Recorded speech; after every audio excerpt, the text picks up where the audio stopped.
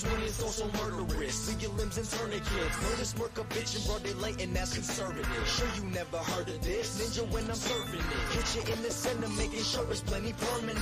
Permanent they masters, get it first and fastest. Don't middle little by little, so that ending goes by chapters. Ashes to ashes, we all burn the same pace. But the last man standing can piss on the other's grave. Stained blade, train waves, and playing chase with the sea notes. But see though we know blood is gained way. Heavy, cause my love won't let me, so I asked the skies. Decided skies reply was empty. And some trinkets hitting the tiny temperature. Trials from 10 minutes have been taken, telling tall truths. I'ma be begging, no breaking, beating out the bubble. Some the word the lady right the trouble. Double.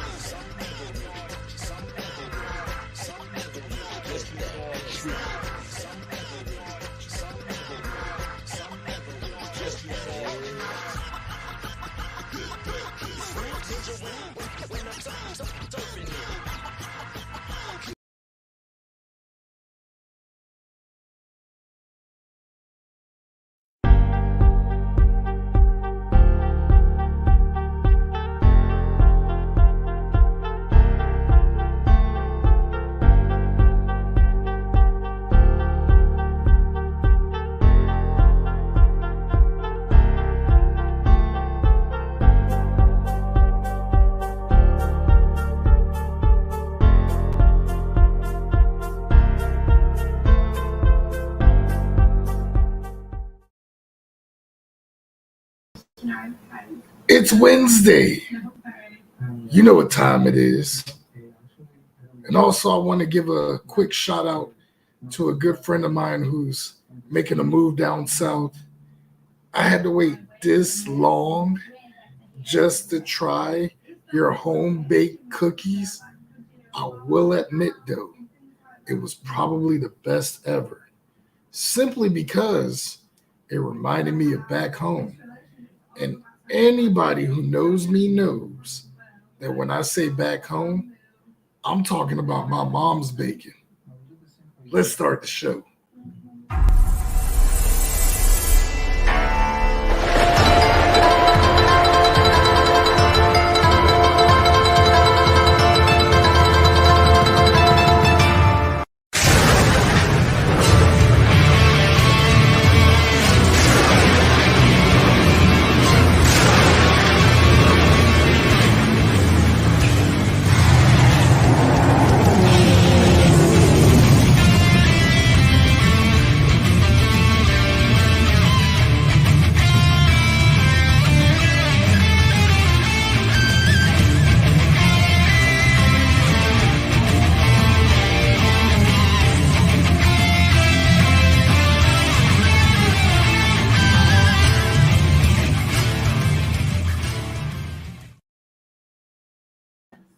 What's happening, everyone? I am Mike Thunder, welcoming you to another episode of mWo Live on Wednesday nights. Yes, we have finally hit the midway of the week.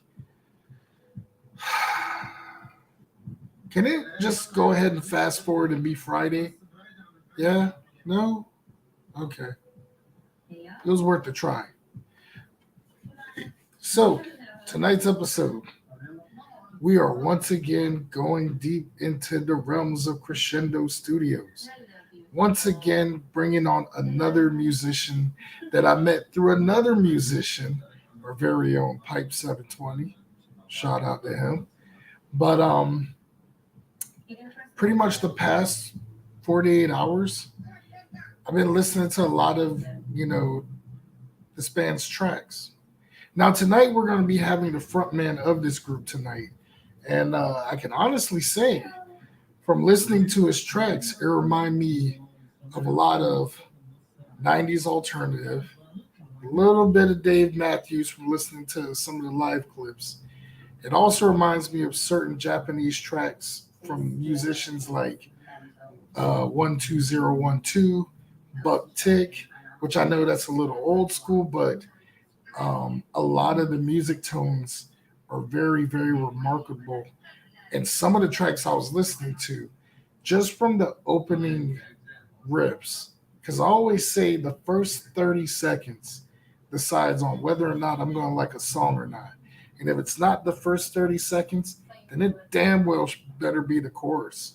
So I can honestly say, unbiased opinion, I'm impressed. I like it. And we're going to go ahead and talk about some of the tracks tonight. We're also going to play, a live clip. And of course, an interview is not an interview without some good old dude talk. Oh, man, I call it the hot seat, to be honest. But honestly, like Pipe 720, another good guy. I always follow his page. He's hilarious as well too. So, if anything, his character and his music reminds me a lot of British high flying wrestler Mark Andrews, because not only is Mark Andrews a musician, he's also a full time pro wrestler. So you ever get a chance, check out his band Junior as well too. So that being said, being compared to an internationally known wrestler who's been in America, Japan, the UK, you name it, that's a big deal. Because let's be honest, I got to keep this show wrestling related still. Why not, right? So if you are in the local Northern Virginia area, you've probably heard him before as well as his band.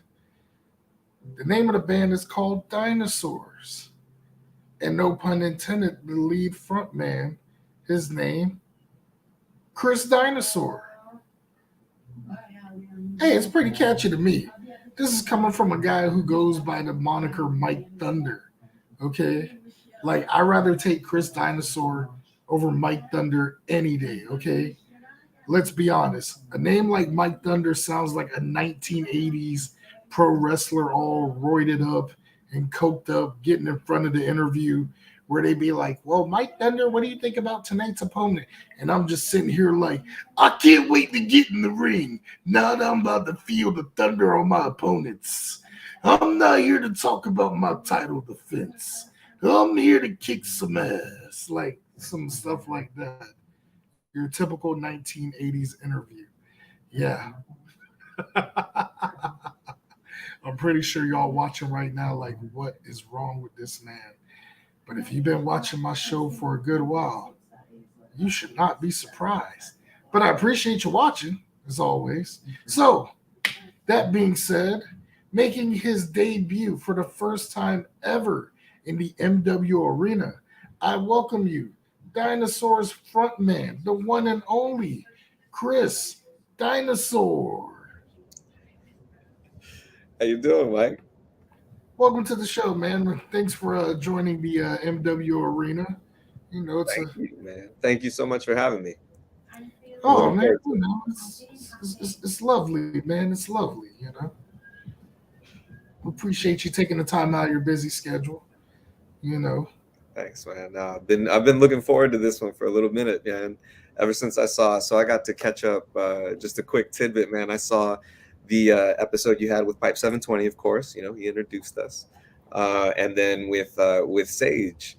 Man, you guys, you know, it's a really great conversation.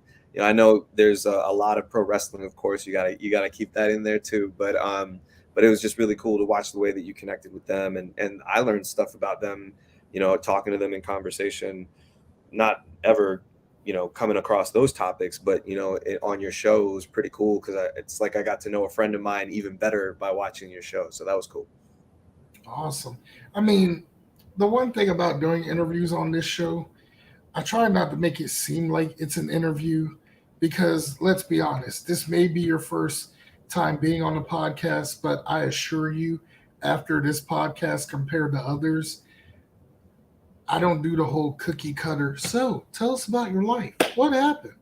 You know, I like to do it to where it's just like it would be no different from me sitting across from you at a table having a few drinks or eating a giant bucket of hot wings or something. You know, Hell yeah. it'd be no different. And that's what makes it more organic. And let's be honest, at Mike World Order, ain't shit scripted. We do it 100% organic because, you know, a lot of the podcasts that I listen to, you can tell they're very scripted and there's no feeling to it, Right, you right. know. And because of that, the guest is not going to give you their response. They're just going, well, I've heard this question 20 million times, so let me just give a Right. different version of it. So, but Yep. what I wanted to know is, you know, the whole band concept, the name is Dinosaurs, and you're Chris Dinosaur, and the background that you see in the MW arena is a dinosaur. Yeah. So, you know, it is uncanny to ask. So, what made you come up with the name Dinosaur, and was it because of the 90s sitcom on ABC? Yeah, gotta love the baby. Um, yeah, man. No, actually, so funny story. I actually got the name Chris Dinosaur from an open mic host. So my first name Chris is pretty common. So I was going to open mics and just I'd write Chris on the list, and almost I don't know, man. At least half the time there was another Chris there, and so I just started drawing a little dinosaur next to my name, and you know I'd be like, oh, I'm the one with the dinosaur next to his name. And then one night an MC, shout out Dick Beats. He announced, you know, up next we've got Chris Dinosaur, and I was like, oh shit. I mean that's kind of cool. And so it just stuck, man, from then on. And fun fact too, the logo on the screen there is graphic art done by Pipe 720's daughter. So shout out to her, you know, if you're listening, Pipe, relay the message. Yeah, so been getting a lot of support from the community from day one, Mike. I mean, that's what's up, And tell us in terms of doing open mics and all that. What key areas would you say where have you been to, and which areas to you stand out the most? And by any chance, do you have what most people would consider a home base where you perform at? Yeah, so I mean, for the longest time, man, for like 12 years, I was going to this place called Epicure in Fairfax, and met a lot of great people there. That's where I got the name Chris Dinosaur. Um, and it closed, unfortunately, earlier this year. And since then, there have been a lot of different places that I've been trying out and going to. Huge shout out to Crescendo Studios, man.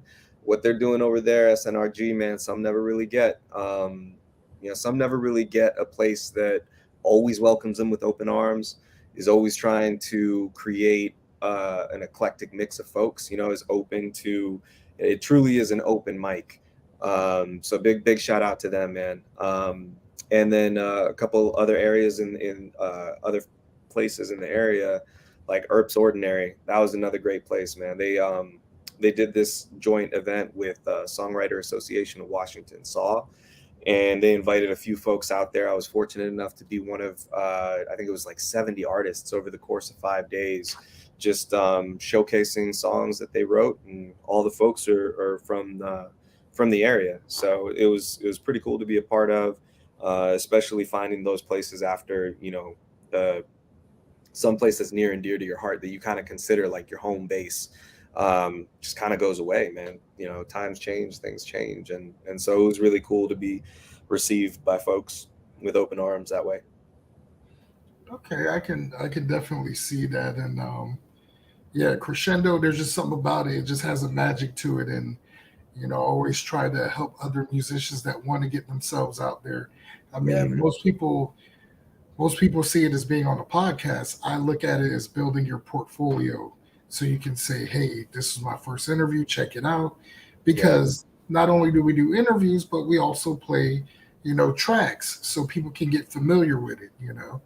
And like I said, a lot of your tracks, especially your demos, they're really good. thanks, One man. song stands out the most, but we'll get to that one later. Yeah. But in terms of performances, so like I said, you mentioned Chris Dinosaur, the backstory behind that. But did you also use that same momentum to come up with the group name Dinosaurs, or was that just Yeah. was random? So Dinosaurus was kind of this idea that I had. So I started writing songs, and the demos I sent you and those tracks, I jokingly say those are all my fault, because everything that you hear on there, I played, right? The bass and everything I sang and played guitar, put a couple guitar tracks on there. So um, what I found was when I was going to open mics, it was really hard to recreate that sound that I could kind of hear in my head. And then once you create a demo like that, it's like a baby, like the image of that is kind of like tattooed to your brain. And so that sound, I like couldn't recreate it. So I was hoping to find, I'd never really been in a band before. So I was like kind of new to how to start something like a band.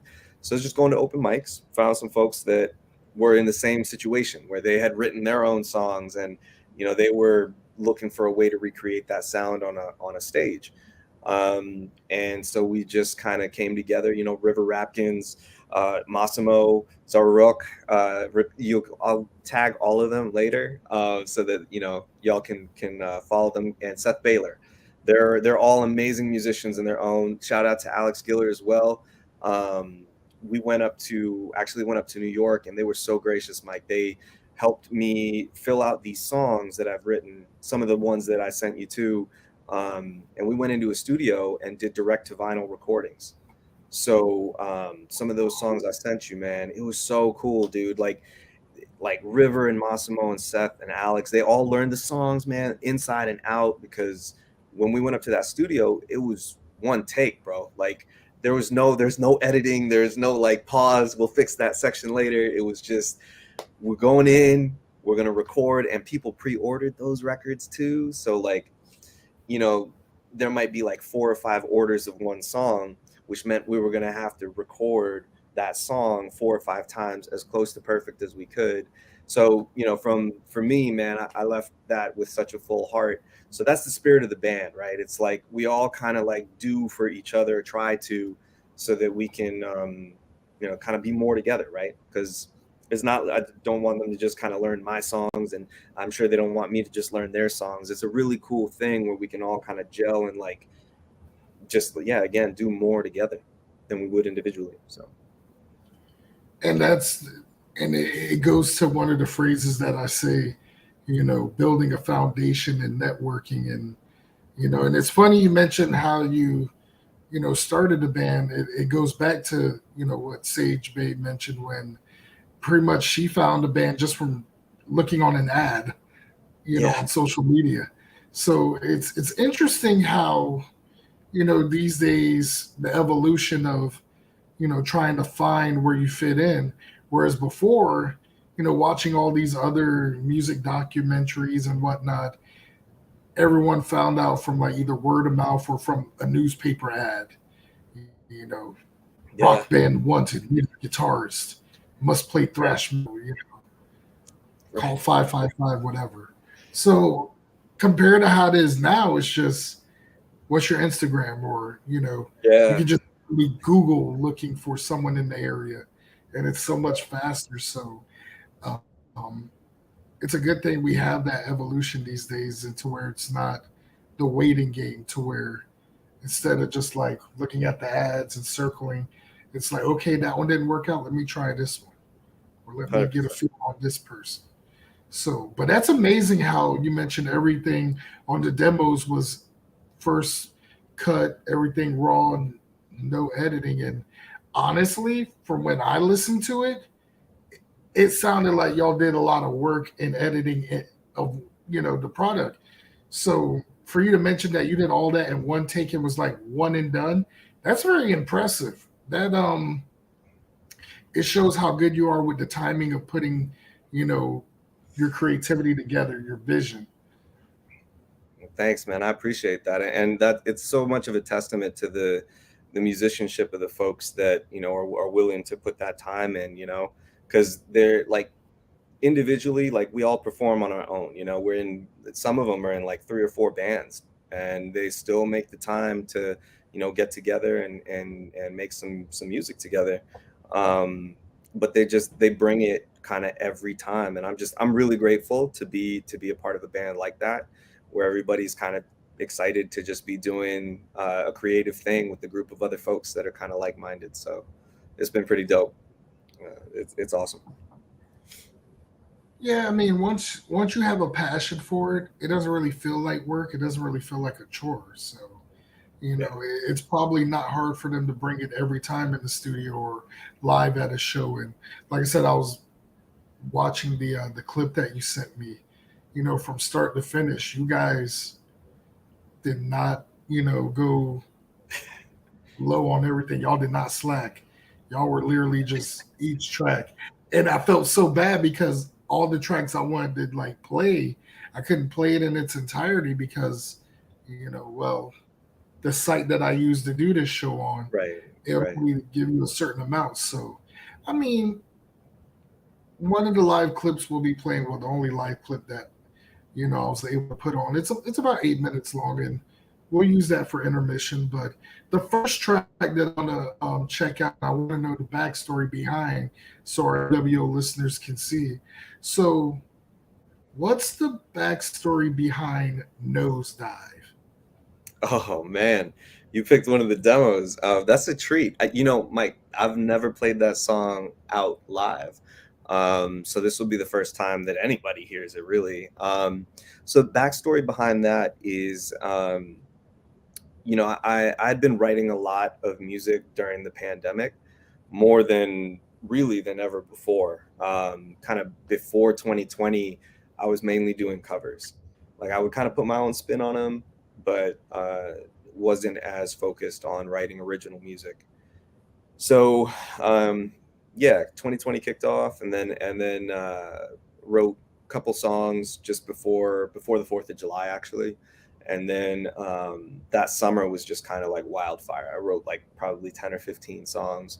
Not all of them survived, but as I found that as I started writing more songs, I was getting into some deeper subject matter, like lyrically, and that song, so kind of at first, I didn't want to be that stereotypical dude with an acoustic guitar singing sad songs. So, some of them are a little more upbeat at first. But Nosedive is definitely a song that starts to get into a little grittier. You mentioned like 90s alternative, 90s kind of grunge inspired. Um, that is definitely a song where some of the inspiration that I draw from the influences and some of my music heroes, um, bands like Radiohead, Nirvana, Green Day, Red Hot Chili Peppers. I mean, they're all in there in some way, shape, or form. Dave Matthews too. But that song Nosedive is where I started to kind of let my lyrics go into some darker stuff. And that song is a song about making a choice that in the future you might not be proud of. And for me, it was kind of trying to have empathy for someone who suffers from addiction and kind of keeps making the same choices despite the downward spiral it takes them on. And so that's kind of the backstory for that song, was really just kind of tapping into those that kind of mindset of like, I love somebody, but if I continue with this, and maybe it's not a somebody, maybe it's a something, maybe it could be anything. It could be work, it could be a hobby, a passion, an addiction, whatever the case may be. But it is something that may just kind of pull you down, and so you go with it and you just do it. So that for me was kind of where it started. And it's funny you mentioned all that, and I kind of had a clue about that because one of the tracks that kind of stood out when listening to it was a lot of early Silverchair tracks Okay. from the Freak Show album. Right on, man. Yeah, no, that's funny you say that, man. Silverchair and like Soundgarden, dude, like Mhm. bands just like that, man. There's a lot of influence from there. Pearl Jam as well.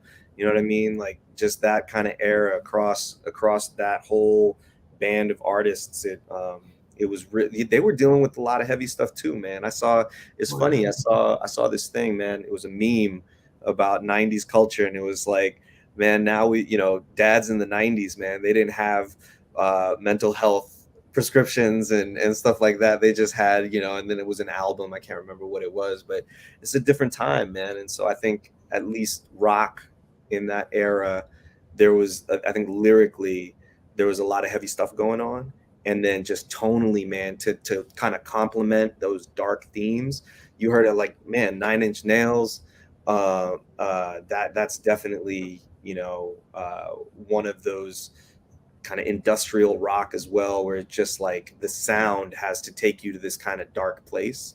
Um, and that to me helps complement some of the heavier lyrics too. So Oh, definitely, definitely. And you know, I would say a little bit of stabbing westward as well too, in terms of modern industrial rock. You know, they were probably another to me underrated band because they were pretty much overshadowed by like the Nine Inch Nails and other bands too. Because they had Tool, some pretty good tracks too. You know, Blister, Wither, Burn, Imperial is probably one of my go tos from start to finish that I can listen to. So I can definitely relate to the lyrics of your tracks, and right on, man. I appreciate that. You open up to these type of things and these subjects to where who knows, that person can relate to it and it can help them get through it. Because you're right, during the 90s we didn't have anything that would stop mental health but those albums. Like those albums was what helped us get through mental health and all that. I can honestly say, especially teenage years, like it Yeah, helped me get through it a lot. Everyone had an album for a situation or a feeling, honestly. And I felt like some of your demos were no different. It kind of took me back to those days, not in a bad way, but right, it, right. it did put me back to that, nostalgic feeling of dealing with growing up and, teenage issues and, early 20s issues, and just growing up in general. So Yeah. once again, kudos to you for opening that door and just keeping it going. Thank you. And because of that, that's going to be the first of 3 tracks that we're going to be playing, Nosedive. And I think you viewers watching, take a listen. Don't just look at it as just a track. Actually, put the pieces together. I want you to actually dissect it, because it really does have a good meaning and purpose and story to it. Like, you want to listen to a song to where it has that visual as you're listening to it. That's how I always looked at music as. You want that visual as you're listening to it. Like, you're creating your own music video in a type way. I've always felt like that, which is it probably sounds weird, but Nah, man, I love that. I do that too. I like that's so funny you say that, Mike, because like almost every time that I write a song, if I'm as soon as I'm playing it and I'm singing it, and sometimes like words will just start kind of falling out, I do see this like movie playing in my mind, man. That's so spot on. You are so spot on with that. 100%. That's why I bring the thunder, man. So let's go and check it out. Our first of 3. This is Nosedive. From a hungry belly hound at the apex on the prowl. Another night, another life to take. Another soul's escape.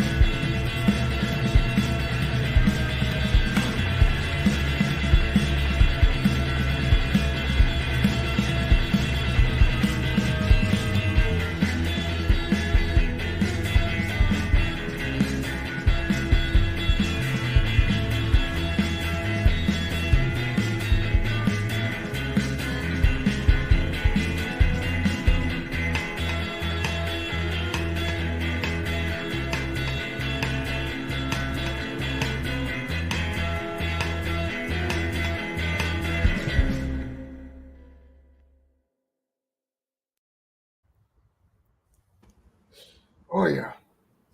I once again, I can see a little bit of everything. Soundgarden, a little bit of Pearl Jam, a little bit of Silverchair. It's a nice vibe.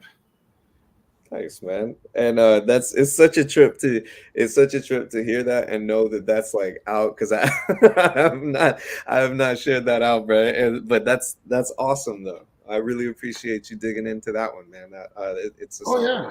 Like, it has an aura to it. And honestly, as a diehard wrestling fan, I would use that track if I was doing a production hype up for a feud where it's based off of a wrestler that was originally a tag team, but he turned on his partner, and that betrayal track that plays, that would be where he starts explaining why he did what he did. Like, it's just perfect, man. I'm telling you. That visual, man, That's it just dope, man. That's you, dope. I dig you that. just I dig you that try to hard. figure out the psyche, and like literally as I was thinking, the first thing I was thinking of as I was listening to the track again, I was like, okay, what wrestling feud would I have used this for? And the first thing that popped up was Brett versus Owen Hart Oh, from throwing it '94. back. When, Yeah. when Owen kicked Brett in the leg, turned heel, they had the big cage match. That Yeah. track would have been perfect for it when they play Owen's interview of why he did what he did. It would have been perfect. Dang. Dude, Um, that's high praise, bro. I appreciate that, man. I told you, man. When it comes to music and pro wrestling, I put stuff together based on what pops in my head, and people look at me like I'm crazy at first, but then once they put it together, it's like, holy shit, that's genius. Yeah, dude. That's I was like, first I was thinking about the throwback. I remember the cage match, dude. Like I remember watching that. And then yeah, the interview, dude, that's man, hats off to you, dude. That's and that's like again, very flattering for me. Yeah, But man, I'm telling you, that was like one of my favorite feuds as a kid to watch because I remember watching those pay-per-views in '94 live, and I'm sitting there like, oh my god. yeah, So that was dude. the first thing that popped in my head, like, okay, the uh the part where it's just crazy of him saying, it's your fault, Brett, and all that, and just that music was playing in the background. I Yeah, was man. like, oh my gosh. Yeah, dude. Oh That's man. that was the epic feud, man. I mean, again, I told you, I don't, I wouldn't consider myself like the deepest knowledge set of like pro wrestling, but I've always had a friend, like I've always had a close friend who was pretty into it. Like when I was early childhood, um, kind of like early 90s. Uh, I had one friend who was really into it. And then in middle school and high school, when I was like, Monday nights, I knew my boy was watching Raw.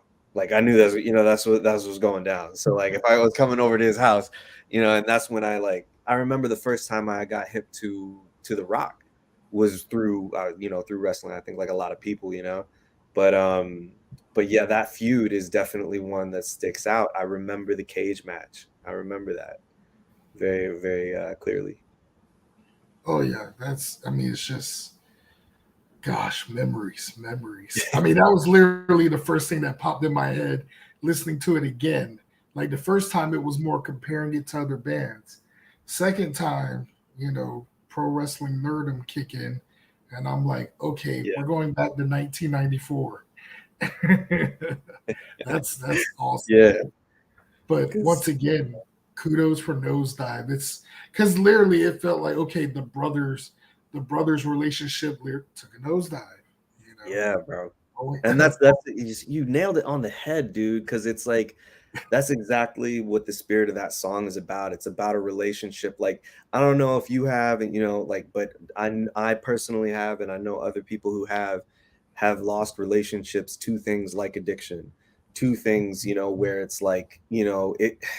Eventually, man, like the longer you're in life, the weirder it gets, and the harder it can be to untangle things like that. And it's almost like trying to answer those questions while the plane is crashing. It's like, is it even worth it? It's just so that was dang, man. Like you got it. You hit that nose dive on the head, man. That was awesome. hey, I That was tried, perfect. man. I That was try. perfect. Yeah. On to our next track. So I'm curious because at first it was kind of like puzzling to try to put the name of the track and the actual feeling of everything together. Yeah. So I'm interested, inquiring minds, mostly mine, what to know what is the backstory behind the next track Court. Oh man, another demo. Okay, let's go. New music for any of y'all who are there, who've been to a Dinosaur show or watched me play anything recently. Y'all haven't heard this one. So Court, man, is it's interesting. I try to, with my songwriting, I try to give it layers of meaning so that, like, regardless of what mood I'm in, I can kind of speak to one of those meanings and put, you know, my soul into it so that it has like a good flavor to it. Like the kind of performance I would want to see from someone. So Court, that song was about, well, I wanted to find a word where you can have this kind of like adversarial relationship between people. And it's not always like a relationship like you might think. Sometimes it's opponents on a basketball court, a tennis court. It could be a court of law where you've got two opposing sides. And so I think, you know, and, you know, to court someone is like to date somebody, right? Like where you're getting this kind of probationary period, feeling each other out. I think there's a lot to that word. And the song kind of plays on that. What you will play, I think, is going to be a snippet of a demo, so it's more to come on it. Same thing with Nosedive. I'm going to put those out probably on like an EP, but yeah, for Court, it's, you know, trying to take a look at what it's like to be loved or to love. It's from the perspective of being connected to someone who is narcissistic. And the idea of how hard it can be to love someone who can not really love themselves. And so that to me is kind of the spirit, is where the song was conceived, I would say. And then as far as like, as it's like kind of in the womb and it's taking its full form, it's interesting to watch it evolve. So yeah, man, that's kind of the backstory behind it. You know, I was trying to find a song that could speak to that complexity of relationships and give me some room to play with some words. So it gave me like 3 or 4 meanings to the word. So that's kind of the backstory there. From based Kips. I made it.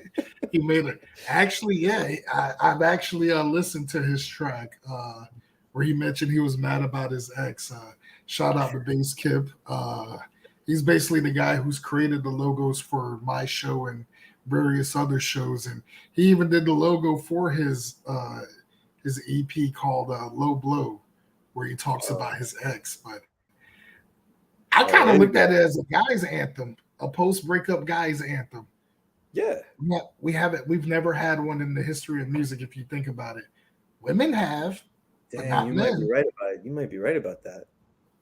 And I always keep telling Bass Kip, like, you literally started, you know, the first, you know, post-relationship revolution track, because usually it's women that has it, you know. Right, Beyonce's done it, Mary J. Blige's done it, you know, even Joan Jett has done it.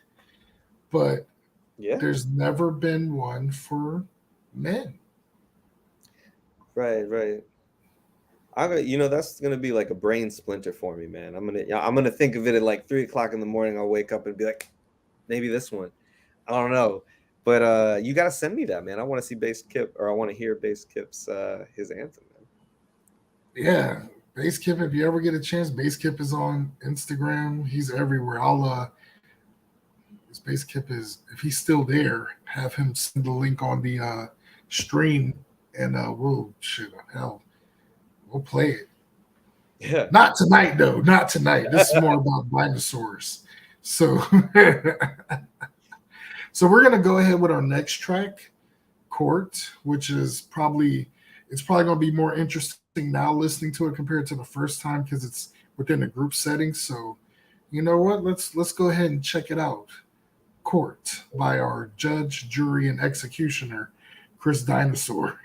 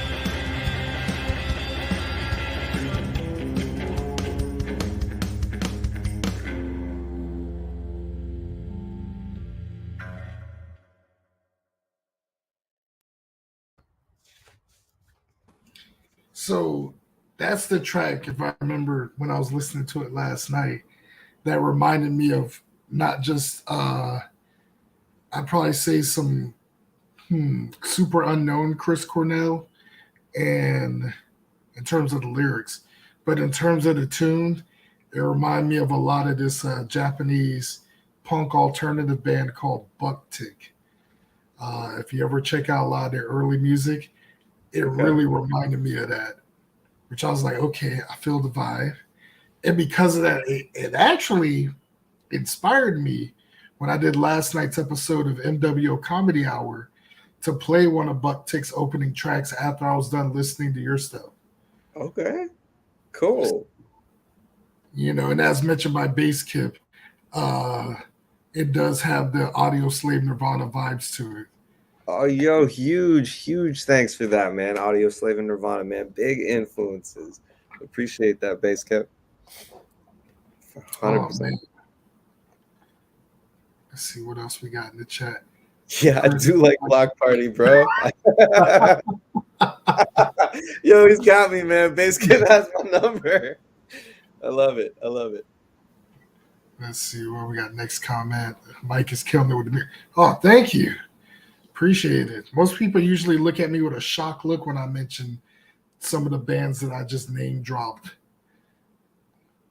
But yeah, I definitely was digging that one because it has that classic alternative vibe to it. And the vocals pretty much kind of sounded like you were channeling your inner Chris Cornell. And I'm like, holy shit. I was like, is this a sample from a Soundgarden demo or is this actually Chris? Man, making me blush, dude. That's but yeah, he's huge influence on me vocally, man. The dude was a wizard, man. Shame he had to leave when he did, but just amazing talent. So what would you say would be your favorite Soundgarden album? I mean, I don't know. For me, it was just like the song that got me into them, and that album was, I mean, the song for me is Black Hole Sun.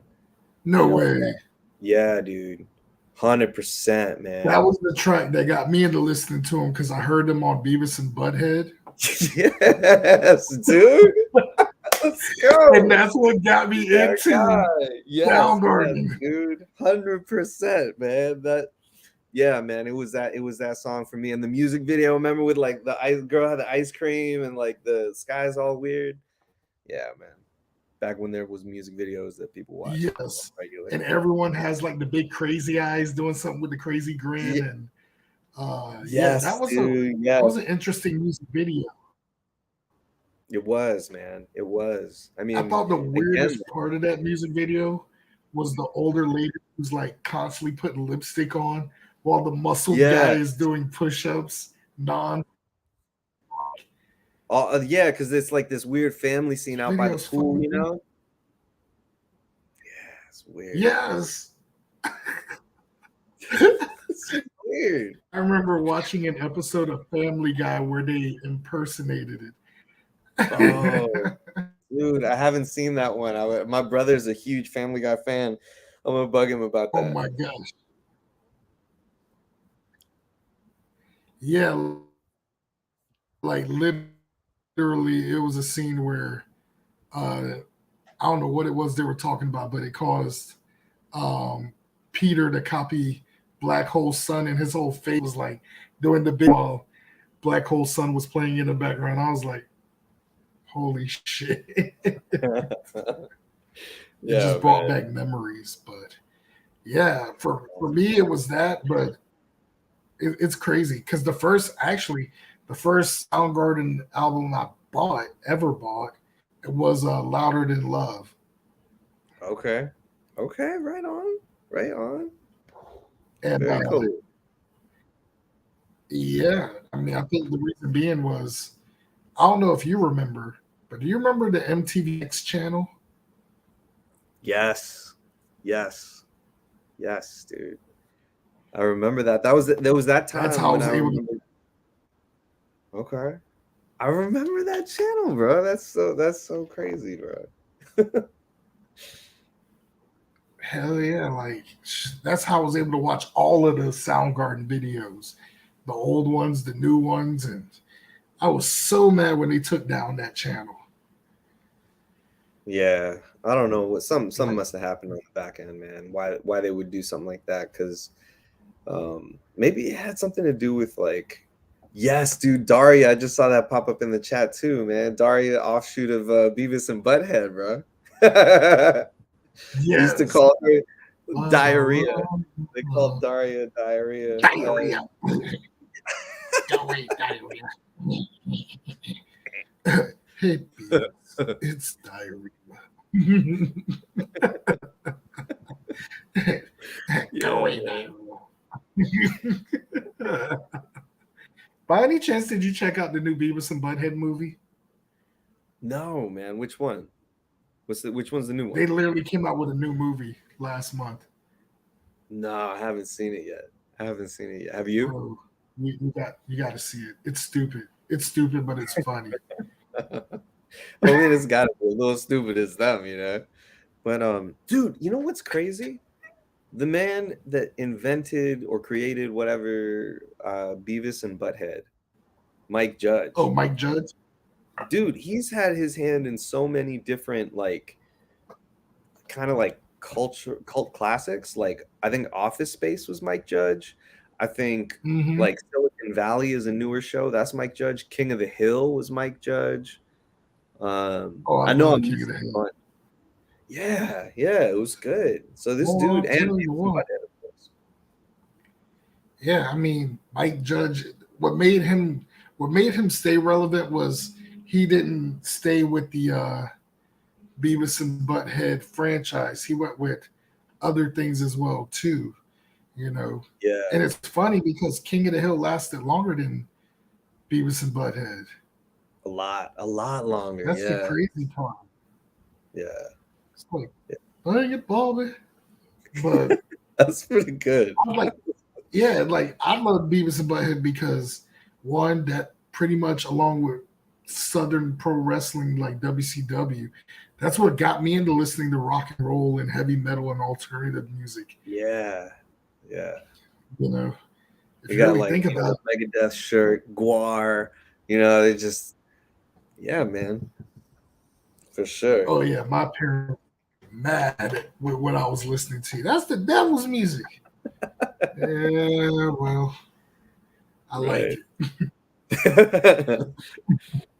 Yeah, it's just it's too wild, man.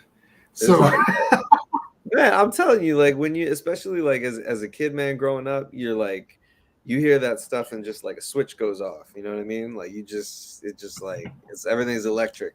So I love that. I'm telling you, it's just wild, man. Like I don't know. It's just I feel like the current generation don't understand how great the 90s was with pop culture. They really don't. Yeah.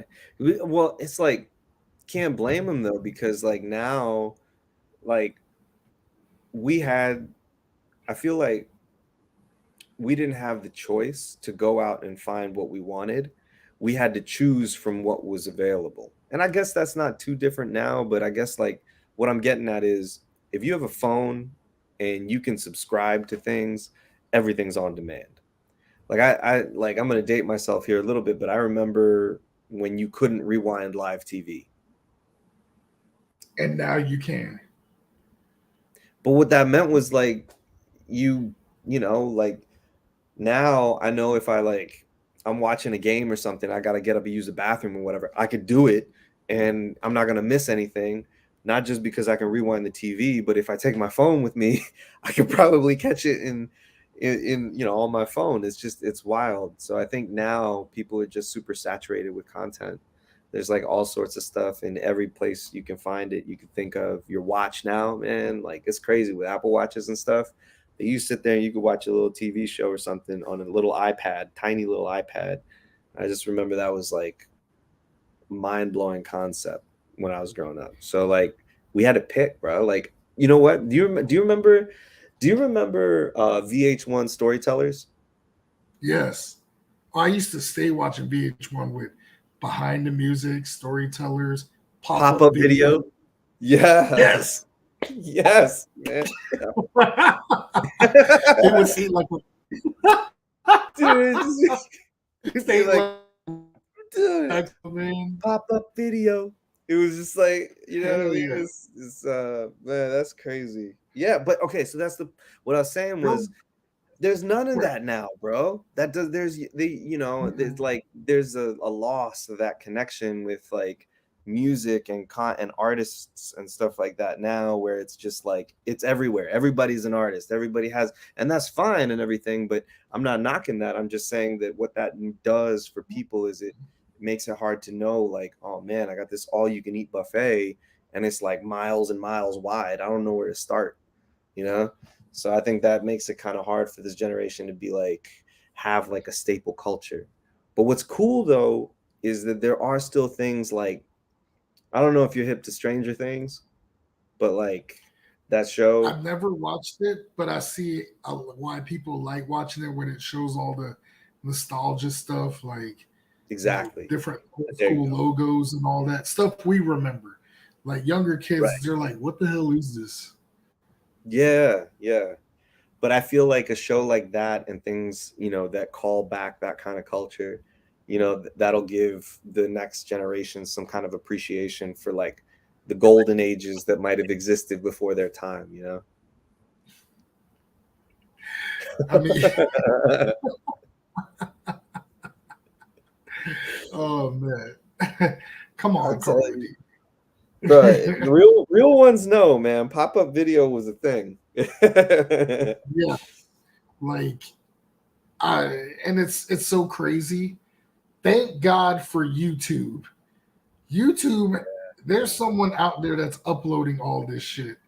And it's so amazing that you can watch all these throwbacks. Like I know one person on YouTube, he's got literally all of the behind the musics posted. All of them. Sick. I have not looked So into that. I need to watch oh it. yeah, I've been watching like the Lenny Kravitz one, Red Hot Chili Peppers, Selena. Yeah. It's a variation, like man, that Weird Al Yankovic, which that one, yeah, I felt like I don't know, I felt more disappointed with Weird Al being without the glasses and clean cut, worse than a kid finding out Santa Claus and the Easter Bunny's not real. That hurt me more than finding those two things out. I feel that. I feel See that. Weird Al without his signature look. He just changes Yeah. up. Yeah. I was like, this isn't what I want. No, man. Yeah. No. Go back. Do it. Put it back on. Yeah. Yes, go back what brought you to the table. And to me, when he changed his look, the music wasn't the same, in my opinion. Yeah, man. It's funny, dude. I was thinking about it. Like, there are certain things like art and parts of culture that are kind of frozen in the time period they lived in, and they won't necessarily and can't necessarily be like resurrected in this time. And it's like there are movies, dude. There are movies that I loved growing up that if they were released now, no way. There's no way they would make it. You know what I mean? Like there's a Oh no, lot. not even, Yeah. even. You know, Yeah, it's crazy. It's crazy. Yeah. But yeah, man, and I don't know. Are you on TikTok? Hell no, I do not do TikTok. It's not my cup of tea. No. Hell no. It's look, my my friend J Rod had to like pull my teeth just for me to do Twitch. I was like, man, let me just do what I want to do and just do straight to audio episodes on YouTube. It's like, Right, nah, man, right. Twitch is where it's at, son. And then honestly, doing it on Twitch makes it easier.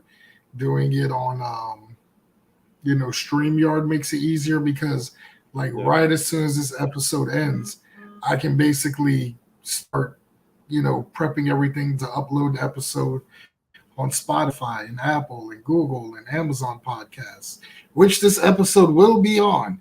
So everyone has access to checking out Chris Dinosaur and the rest of the Dinosaurs brand. And speaking of brand, on to song number 3. So I know you're going to explain the backstory behind Dear Dorian, but Yeah. my opinion, it's just me, because I knew off the bat I got Soundgarden vibes off all the other tracks. The first thing that popped in my head listening to Dear Dorian was I Awake from the Louder Than Love album, which was based off of a letter written by a bass player, Hiro Yamamoto's ex-girlfriend. Basically, it was her breakup letter to him. And they used it as a track on the album. Wow. Yeah. That's That was heavy. the first thing that That's heavy. I love it. I love it.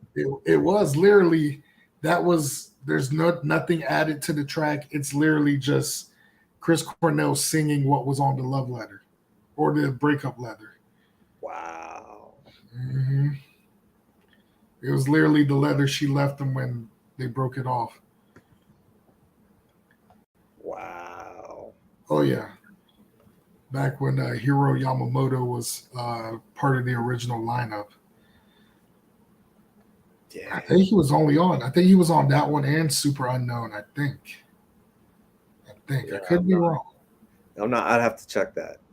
I'm not sure. But I definitely remember him on Louder Than Love, for sure. And that's so heavy, dude. Like putting that out there like that. Such a heavy topic.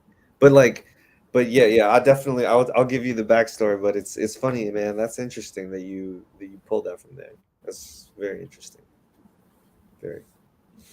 Oh, how so? Well, okay, so Dear Dorian is one of the kind of like lyrically nerdier things that I tapped into. So there's a book called the Photo or Picture of Dorian Gray. It's just the story about I'm not like a scholar or anything, but it's like the dangers of vanity. Right.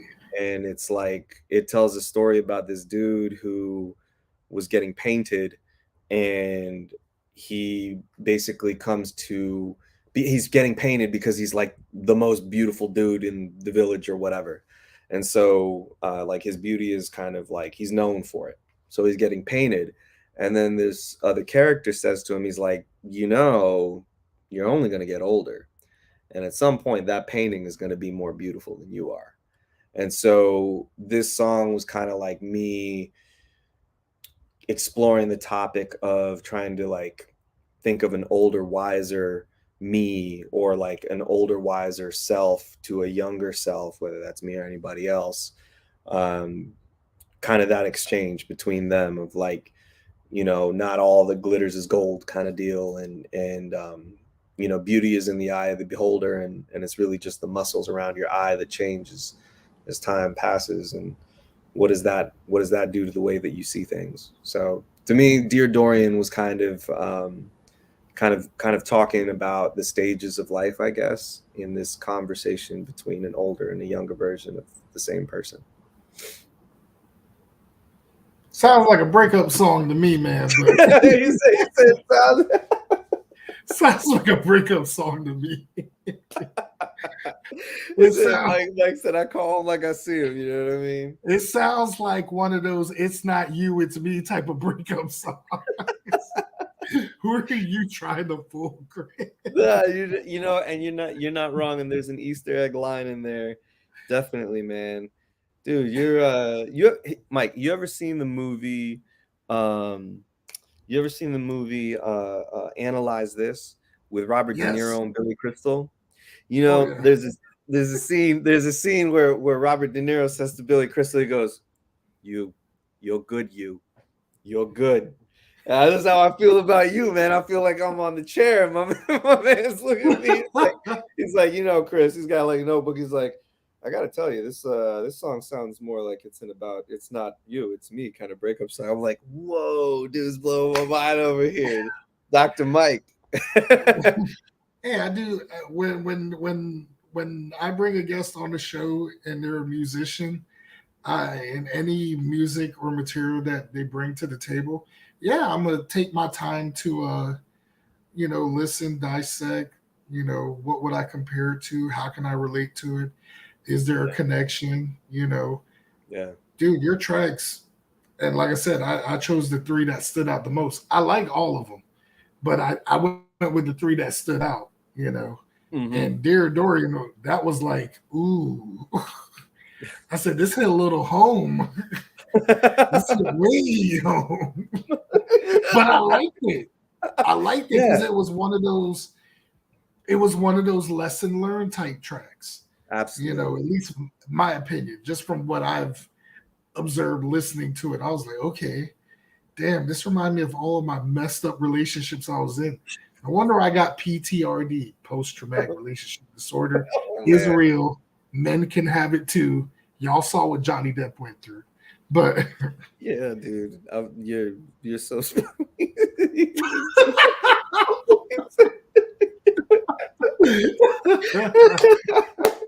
Yeah. I Mhm. still hate Johnny Depp for that trial. I mean, not hate as in like legit hate, but Yeah. hate what I had to go through at that courthouse that day, the opening day of the trial, because I was getting my notary stuff and I'm getting signed in. You couldn't hear nothing as I'm taking the oath because you're hearing people going, I actually see him. It's Johnny Depp. Look, it's Johnny. It's Johnny. And I'm like, Johnny Depp don't pay my bills, and he sure as hell is not paying this $10 for this rotary notary fee that I gotta pay for. So He said, "Hey, y'all can keep you Johnny Depp. I'm just trying to get my stuff done, homie. Like, let me get my yeah, stuff done." like that's how I felt. And then the traffic getting in and out, because usually everyone's like, yeah, once you get in, you're out, you don't have to worry about anything. Okay. Yeah. No, I And heard I heard that, man. You know, it's funny you mentioned that because I know a few people who were there and like just kind of capturing the madness, and I was like, dude, there are like people posted up, like people camped out to see my man yes, leave the and I courthouse. I was literally seeing all of that go down. Wow. I was like, y'all got too much free time. I can see if it's like tickets to WrestleMania. I get it. But a Johnny Depp trial, Yeah, it's a trip, man. But it's amazing because, like, I know people that were there, like, I mean, and they would post up for hours to catch like a few seconds. You know what I mean? And I think, like, and I know, like, I had a friend who went, and he was just trying to capture the madness. It wasn't like he was like a Johnny Depp fanatic or anything like that. I mean, not that there's anything wrong with that, but it was because of him that I was able to see how nuts it was, and I was shocked, Mike. I was like, this is for real. Like, I remember before COVID that people would do stuff like that, but it's been a while. So, but anyways, yeah. I mean, it was crazy. And because it was down the street from where I worked at, like lunch break, any type of going home, yeah, throw that out the window. I was purposely working late just so I can deal with decent traffic going back home Mhm. because it Yeah. was that bad. It didn't matter which way you took exiting out of Vienna. It was wild because Dang. literally Vienna, Fairfax, Oakton, it all was on that same strip from Maple Avenue going into Chainbridge. It Yeah. was a mess, Yeah. and Just I that was, like. but I was so glad when the trial ended. Everyone thought, oh, he's happy for Johnny Depp. No, I'm just happy the damn trial ended, so I can go home at a decent time. It's Like, like I like my lunch breaks. You know what I mean? Like I yeah, like. because when I take lunch breaks, I leave the campus. I don't Yeah. stay in my work area. And not just that, that week of, those 2 weeks of the trial, all of my shows, I had to push an hour. So I was doing shows from like 9:30 at night just to, accommodate the situation. Right. Because it Right. was it was wild. It was really wild. That was I'm tough. telling you. It's just, yeah. It's one of those. It's not you. It's the trial type situations. Whenever I would get home cranky, you're like, Right. Mike, you good? It's not you. It's the trial, man. Leave me alone. So, I'm good. Just give me my time I didn't get because of that Yeah, trial. just give me 5 minutes and you know, just give me 5 minutes and some hot wings. I'm good. Just leave me alone. Just let me have my minutes of solitude before I get ready to go on the show. But yeah, it was crazy. But yeah, I can compare that to Dear Dorian too. You know?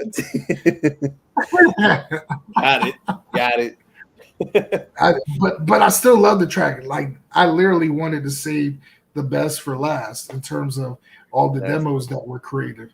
So I really like each song there was a connection, but this one I really grew a connection with. So Dude, thank you so much, man. I appreciate that. oh no, thank you. Thank you for giving me the opportunity of having you come on here on your very first podcast, you know. Yeah, man. So I made sure like okay, he's coming on. I'm gonna give him my typical Mike Thunder best as usual. So that way, after you do the show, once the show ends, you're not just like, okay, I just I was on mWo. It was pretty cool. No, I want you to be more like, oh my god, I was on mWo. Did you see that? Wow. I know, dude. This is like low key what's gonna happen. It's like can't wait to come back, man. Damn. Check Yeah, out that man. episode, like. That's the reaction I want people to have. Like even Pipe 720's like he can't wait to come back, and he is because I think I got him booked for September for anniversary month, which you yourself are more than welcome to come back as well too, Oh, dude, because I'd love to. I am celebrating 10 years of podcasting the whole month. Usually I would do it for a week and do a week longer episodes. No, we're going the whole month. Okay. 10 years, I'm celebrating it big. Hell yeah. No, that's awesome, man. And congratulations. I know, That's right? But like incredible. many people, I didn't really get momentum going until the pandemic in 2020 because everyone's at home, everyone had free time. So what are you gonna do? Yeah. You know, Dude, I feel that. and that's why I started using Twitch, making that Twitch money. So it helped. Every penny count during that pandemic. Oh yeah, you're not kidding, man. Yeah, I was not working. I had free time, so I was like, what better thing to do than reinvent who I was? I took a chance. And, like you mentioned, SNRG, they took a chance on me. Other podcasting shows, they took a chance on me. And pretty much what I'm doing is just giving back.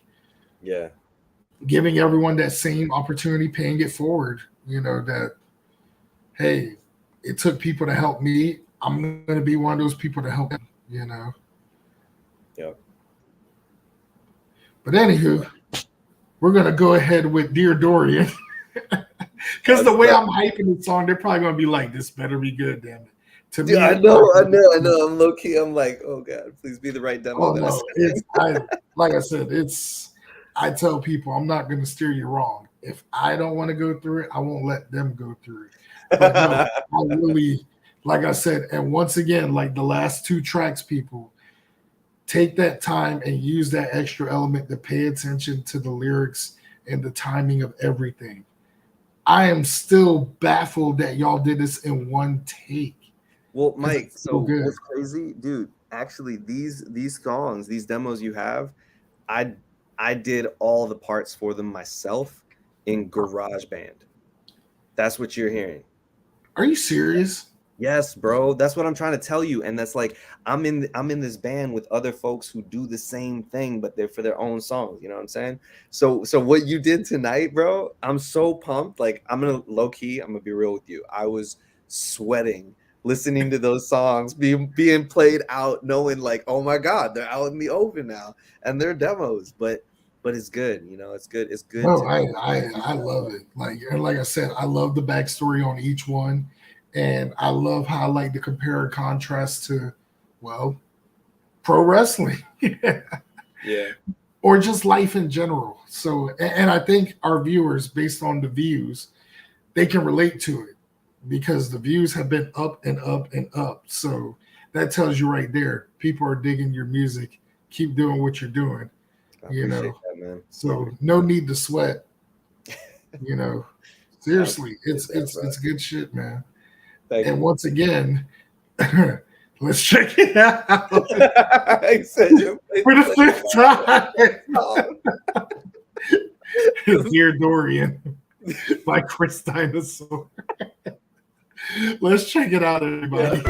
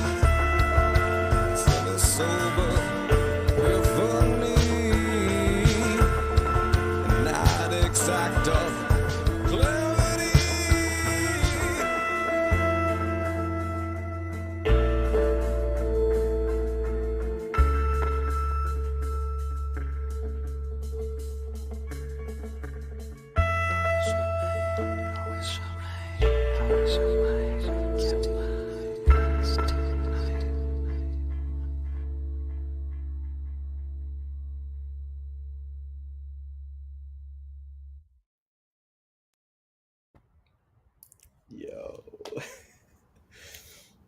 Okay, so listening to the track again, I feel like we're in 1998, Yeah. and it's the Undertaker's feud with Kane. Dude, And the way another that it's hyped up from like 97 when Kane first came on all the way to the Inferno match.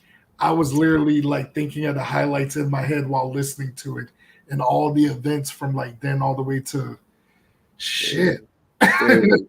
That's so dope, man. That's so dope. I'm literally like visualizing October 97 all the way to March 98, where you know they did the Inferno match and all that. I was like, holy shit. I'm literally like thinking of like the feuds and the way that it's hyped up. Like, oh my gosh. I'm like thinking of Kane's debut, and then I'm thinking of Royal Rumble where Kane set the coffin on fire that Undertaker was in. And then Undertaker comes back and they have the match at Mania. Then they have the return match with the Inferno match. And then like right at the ending, the last visual I had as the song ended was the Undertaker doing his pose as the ring was like up in flames still. I was like, holy shit. I should have been a video editor, man. Dude, yeah, man. That fits, dude. That's Like, incredible. Seriously. I should have like that. Just the timing of thinking of that. My God. Yeah. And that I would love to see that, like a montage of clips. You know what I mean? With that, just that would be sick. But honestly, and I was talking with the guys from Peak Bay Live about it when I did their episode. Um, right now, a lot of people, a lot of local musicians, honestly, do you know where they're making their bread and butter at? Pro wrestling shows. Okay. Having their music used for Wait, highlight you cut out for a reels. second there. You're saying a lot of artists now, Peak Bay Live was saying that they make their bread and butter where? No, I was telling them that a lot of musicians make their bread and butter having their music played at wrestling shows or being used for highlight reels or Oh, true, wrestlers' true. entrances. Like, Okay. prime example, big prime example. There's this one small independent rapper who blew up named Josiah Williams. And Okay. he pretty much does his music based off of pretty much freestyling about a wrestler and coming up with a beat off of it or a remix of their theme song. Another one too, I don't know if you're a big rap fan, but Smoke DZA. Smoke DZA every year around WrestleMania, he'll do a small EP called Ringside. And it's a Okay. bunch of rapping remixes of wrestlers' theme songs. He does it every year, every WrestleMania. He would come out with a new. Oh no, he stopped doing it. Kip, I thought he came out with another one for this past year. I think he did one for this year. I could be wrong, but I remember he did it every WrestleMania. He would come out with a ringside album, where it's Yeah, no, basically I can see that now. Like I just peeped his stuff on Google, but that's yeah, that makes oh, sense, damn. man. But yeah, that's where and mind you, that's been going on since the 80s. Yeah. It all started with like, WCW and World Class Championship Wrestling. Like they were pretty much using music from other musicians, and that's what got me listening to bands like Ted Nugent, Guns N' Roses. But I remember the Steiner brothers used to come out to Welcome to the Jungle. True. Yeah, and the crowd would go ape shit every time it plays Right, right. because they would cut the intro to where it go just straight doom doom doom doom. Yeah, Yeah. to where as soon as you hear it, you just want to suplex or Frankenstein somebody. Yeah. I mean, it's facts. Like Yeah. it's networking. I mean, even Wale has his own wrestling show That's around WrestleMania called Wale Mania, and he did a track for Big E in WWE when he won the world title and he went on his singles run. He had like his own track too that Wale made. I'm telling you, it's everywhere. People see money in pro wrestling. Snoop Dogg, prime example. Snoop Dogg got his cousin, one of the top stars in WWE. How many people can say my cousin was rapping to my entrance theme at a WrestleMania? She can. Sasha Banks can definitely say it. Yeah, yeah. There's people, as much people jokingly say pro wrestling's fake, there's money in pro wrestling if you're a musician. I mean, dude, Like, yeah. There's money where there's eyes, and where there are people who actually get butts in seats. And I don't care who you are. Like, you can't deny. Like, there's another buddy of mine, that he actually works for Twitch, and like he'll travel sometimes, and we'll go and he'll be at a city, and he'll go to a wrestling event, a venue, and the place is packed, bro. Like people go like it was any headlining concert you could think of. And so like there are people there who paid good money to be in those seats. And if a song comes on and they like that song, they're gonna be like, oh shit, what was that? And then the next thing you know, they're putting butts in seats for the band and not for the wrestling event. So I think you're 100% spot on, man. That's a really good point. oh yeah, and the crazy part is you're living in an area that is pro wrestling royalty, the Mid Atlantic area. You are living around pro wrestling history. Baltimore, from Baltimore all the way to Fairfax and Norfolk. You are literally in between wrestling history. Yeah, man. No, that's you're not wrong. I mean, you like, obviously you know your stuff, man, about the legacies there. But yeah, that's I've never really thought about it like that though. It's interesting. Matter of fact, Bass Kid once again gave a he could see you doing an entrance song for All Elite Wrestling's Darby Allin, who has this like dark character where he has like half of the face paint. He comes out in the skateboard and he does off the wall crazy shit. Okay. Like, oh yeah, I could definitely I agree with you, Bass Kid. I could see Chris Dinosaur doing a track for someone like a Darby Allin or even the House of Black if it wasn't for them having someone else do their track because of someone they knew. And I know Brody King, he has his own band called God's Hate, and they get sold out crowds because they know the lead singer, Brody King, pro wrestler, you know. Yeah, yeah, no, I'm looking at him now. Like that's pretty cool, man. I appreciate that, I'm basically. telling you, man, pro wrestling is where it's at, man. It's the money, bro. I'm telling you, like, seriously. But I mean that'd be cool. Like I dig, a little bit of coin never hurt anybody. But the cool thing to me is like when people vibe to the music. You know what I'm saying? Like it yeah. was so cool to hear you like connect with those songs and kind of think about the and say like you were like this sounds like it's not you, it's me song. I'm like, my guy, got it. Like, it's cool, man. And that to me is huge. So thank you so much. Oh yeah, dude.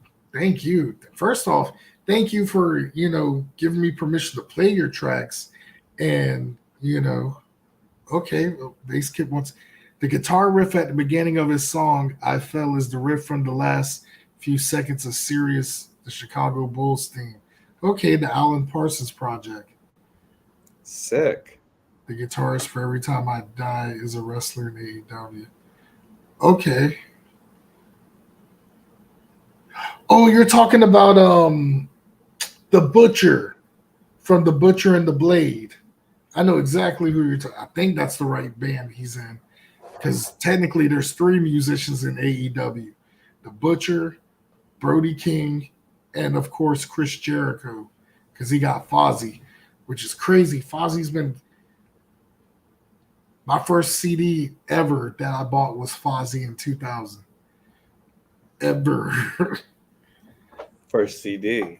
That's yeah, Fozzy. And all they were doing was doing covers for like Twisted Sister, Motley Crue, Ozzy Osbourne, Metallica. I mean, yeah, they got permissions off of it, but if you ever get a chance on YouTube, look up the Fozzy mockumentary, where the backstory behind Fozzy was at the time. It was a group of band members who were promised a record deal in Japan. And as they were writing music, it got stolen, and they stole the music, and the record company was selling it to other bands to make money off of. Okay, I pulled it up right now. I'm gonna watch it. It sounds like some of the covers were actually better than the original. Like, I'll go as far enough to say I like Jericho's version of Livewire better than Vince Neil's. Okay. I stand by that shit. Okay. Blackout, I think, was better than Black Sabbath version. Wow. Because it was more up to speed and heavier. Yeah. I mean, of course, Jericho, he's got that 80s rock. Not Eddie, but what's his name? The first lead singer of Van Halen, David Lee Roth. Yeah. I see him more as like a 2000s to 2020s David Lee Roth. And it's funny because Jericho played this character named Moon Goose McQueen and kept saying that Chris Jericho copied all of his stuff and all that.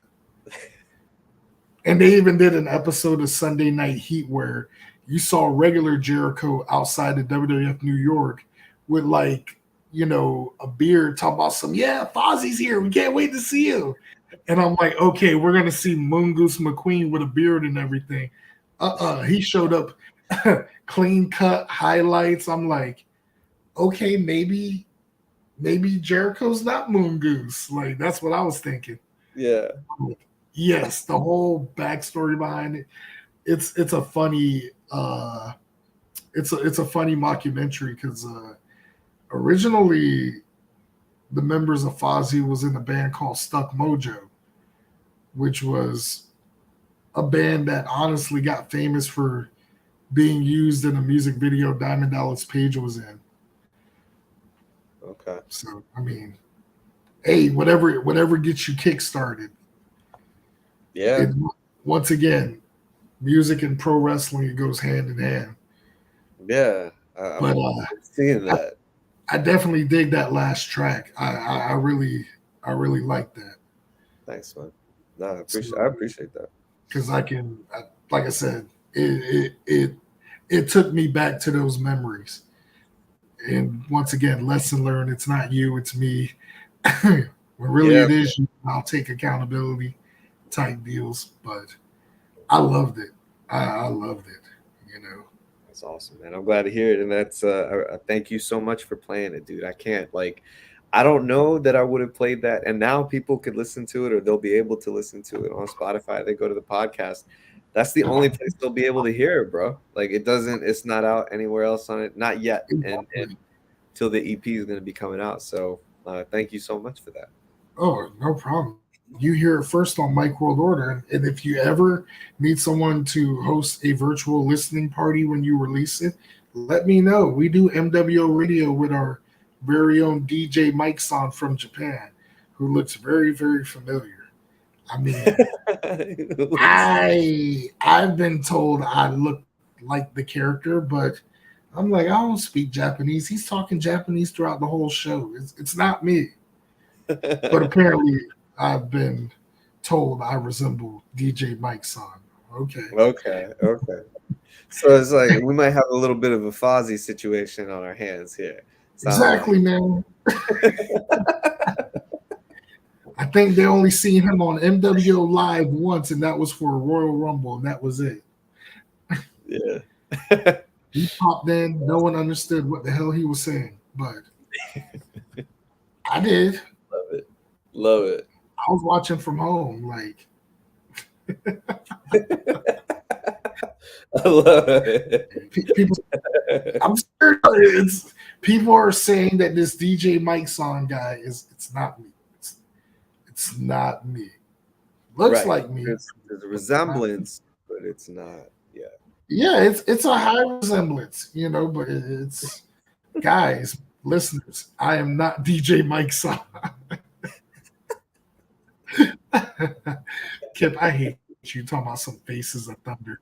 Like, it's not me. It is not me. On that note, we're going to go ahead and take a quick intermission. We're going to play one of your live clips. Now, correct me if I mispronounce it, but I think the name of the track is called Petrichor. Petrichor. You picked Petrichor. That's okay. Dope. Yeah, that's dope. Cool. Okay, so I mean, it's not the full performance, but it's enough for people to get a taste. Yeah. To where, like, if you want to hear the whole track, check out Dinosaur live at your local areas in Northern Virginia. Yeah, no, that's awesome. Yeah, I was digging that too because it had that Dave Matthews Band feel to it. But then you changed up on it during the song. And I'm like, okay, I'm hearing 3 different things. And I'm like, it was blowing my mind, to be honest. It was That's awesome. That's awesome. I love it. I was like, okay, what the fuck is going on? But I like it. That's what you want. That's what you want. I love it.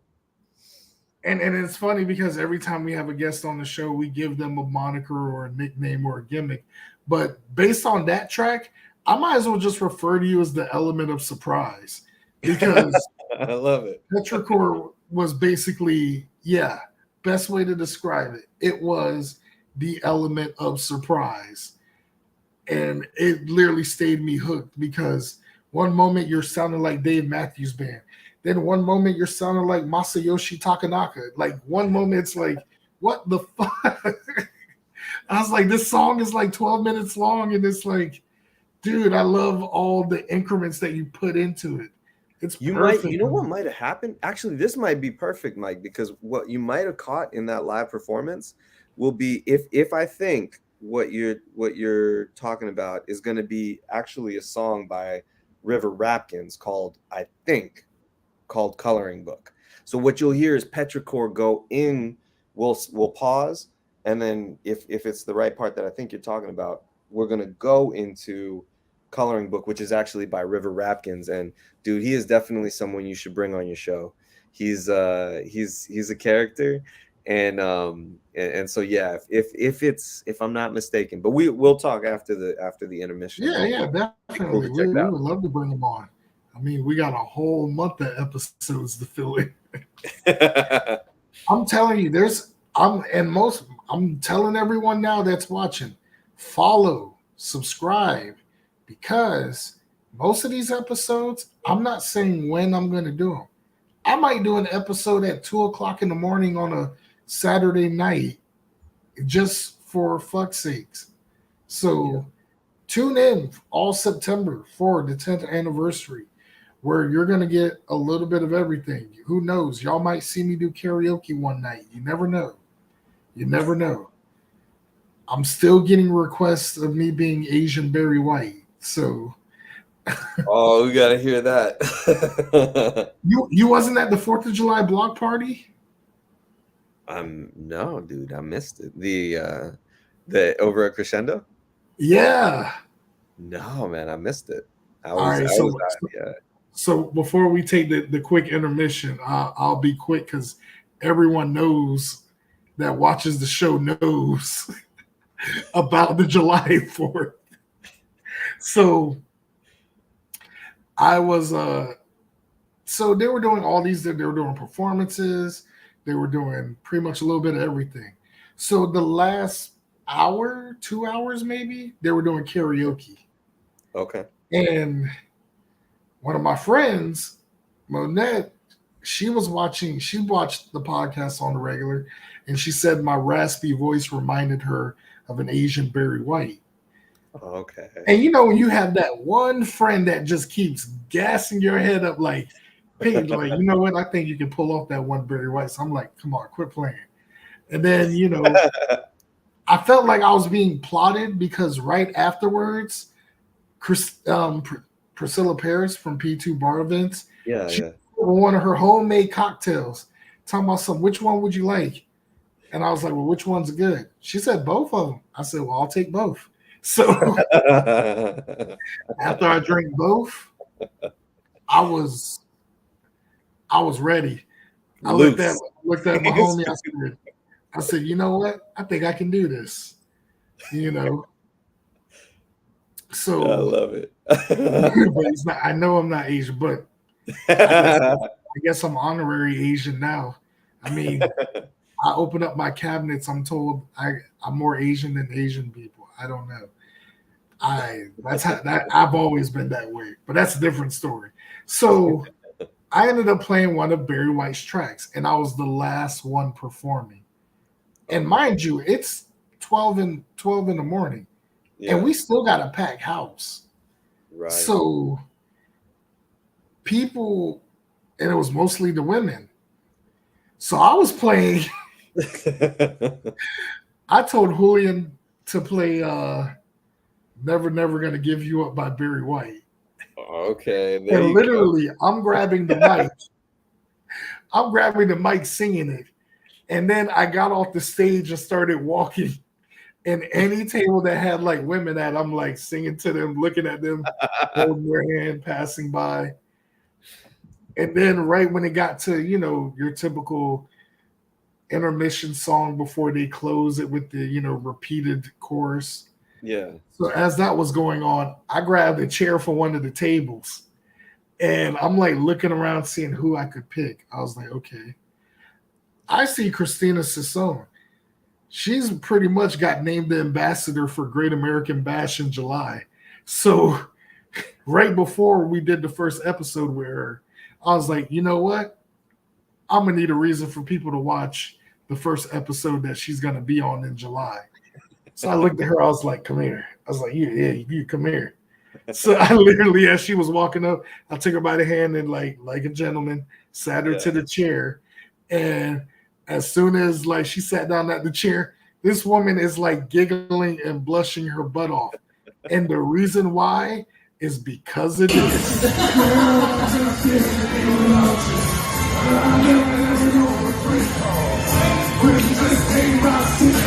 My world order.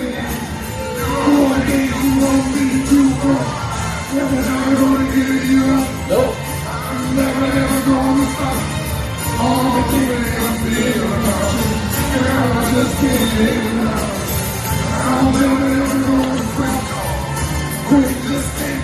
Step into the spotlight, bro. Own it. What you want to do in that red, white, and blue, my brother? Not the body rolls. Hey. Yeah. Okay. Yeah, Mike. I like those. That's awesome, yo. That was awesome. Yo, Mike's got moves, yo. Yeah, y'all don't know. That was the first and only time I've ever sung in front of anybody. Are you serious? Yeah, I've never performed none of that. The closest thing other than me performing like that in front of people was when I did Olympic weightlifting, and all I had on was my singlet and weightlifting shoes in front of hundreds of people. Dude, no. Well, I mean, that's where I guess the confidence, man, and the courage. But dude, you're like a natural performer. That was incredible. Let me tell you something. I have the worst self-esteem. Like I tell people there's a difference between actual Mike and Mike Thunder. I always jokingly say Mike Thunder is everything that I am too scared to be in public. Whereas Mike Thunder, he pretty much, it's like Sherman Klump and Buddy Love. Mike Thunder's Buddy Love. Buddy Love.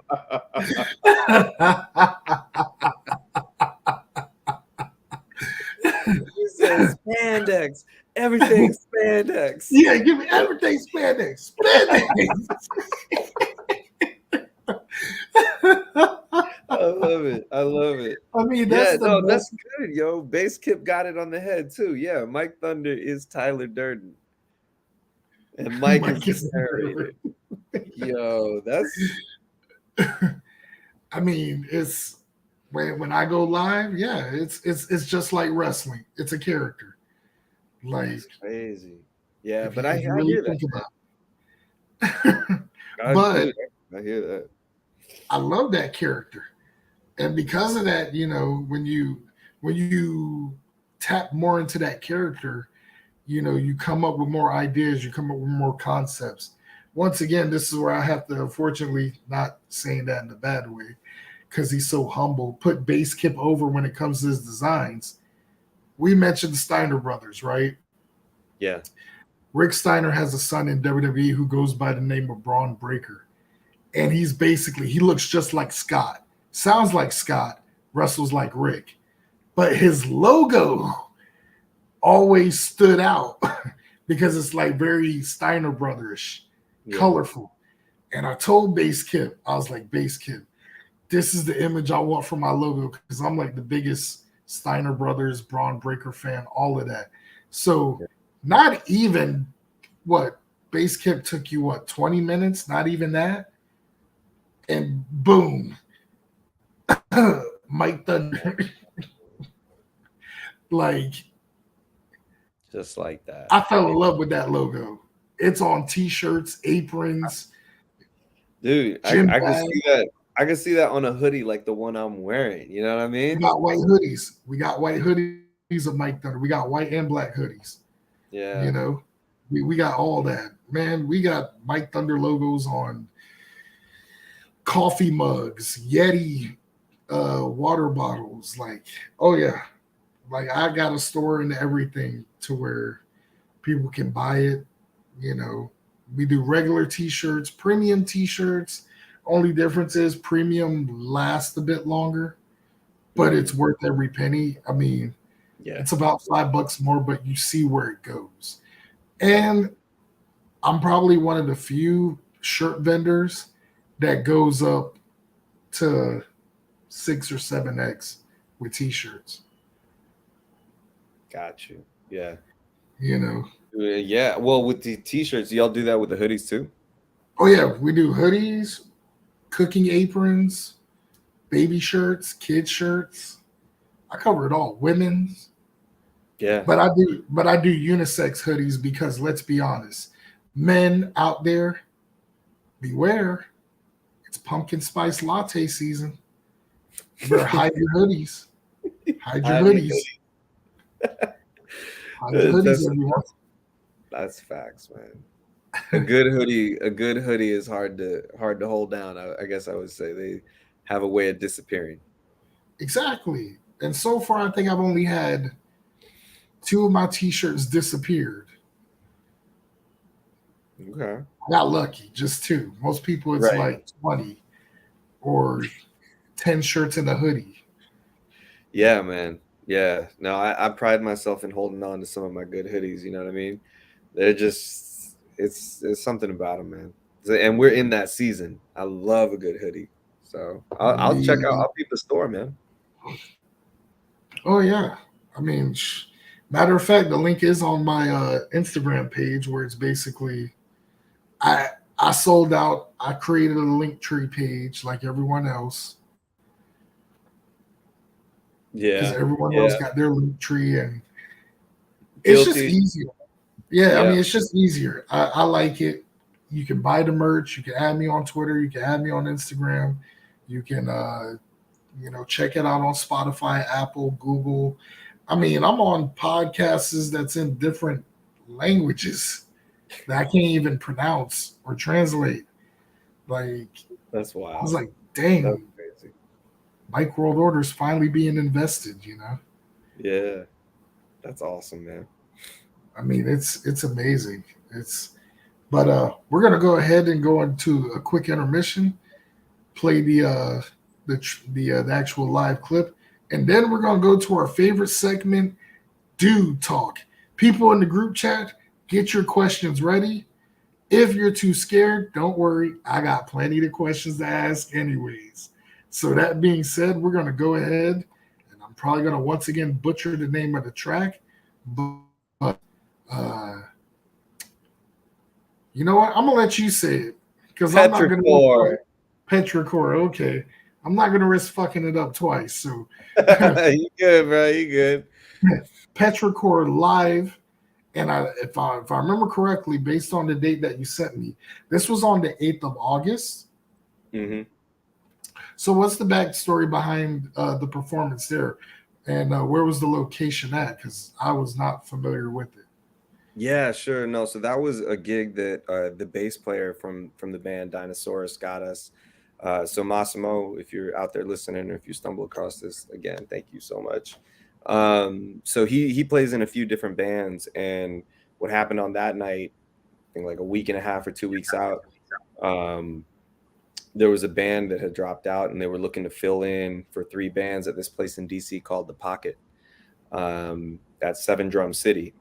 So it's a really interesting place, by the way. If y'all are ever in that like North Capital area, or is it North Massachusetts? I can't remember, but look it up. 7 Drum City. So point is, we got invited to play on that show with a couple of other bands. Shout out to Vampires in Saigon, and shout out to Rosie Chima and What She Dreamed for headlining, and then also for including us in that bill. But yeah, so we got to put together like a 30-minute, 35-minute set, and did a mix of songs that I wrote, some songs that River Rapkins wrote, and performed them as Dinosaurs. So you guys are going to hear a couple of those songs now. played live with myself on guitar, vocals, River on keys and vocals, Massimo on bass, and Seth Baylor on drums. Nice. I likes that. I digs that. So, all right, we're going to go ahead and once again, petrichor. I got it right, didn't I? You got it. You nailed it, bro. Hell yeah. All right, let's play. Hell yeah. Yeah.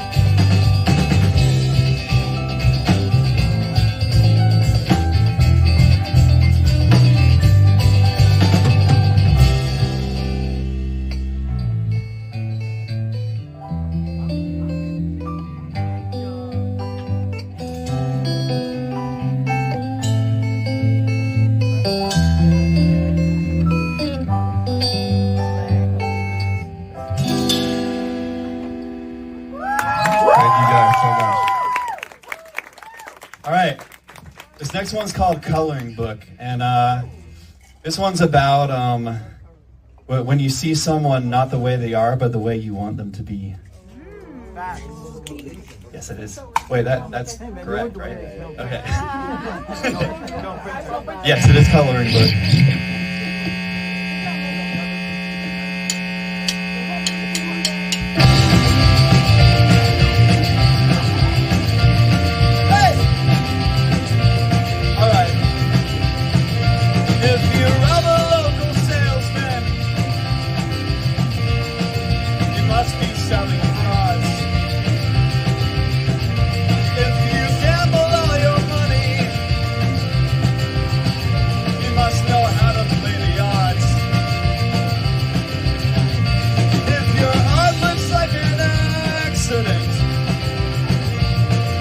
Gotta be abstract. If you wanna write some fiction, go right on ahead.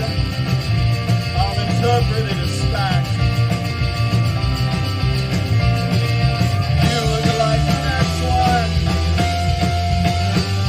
Yeah, you could be the next one.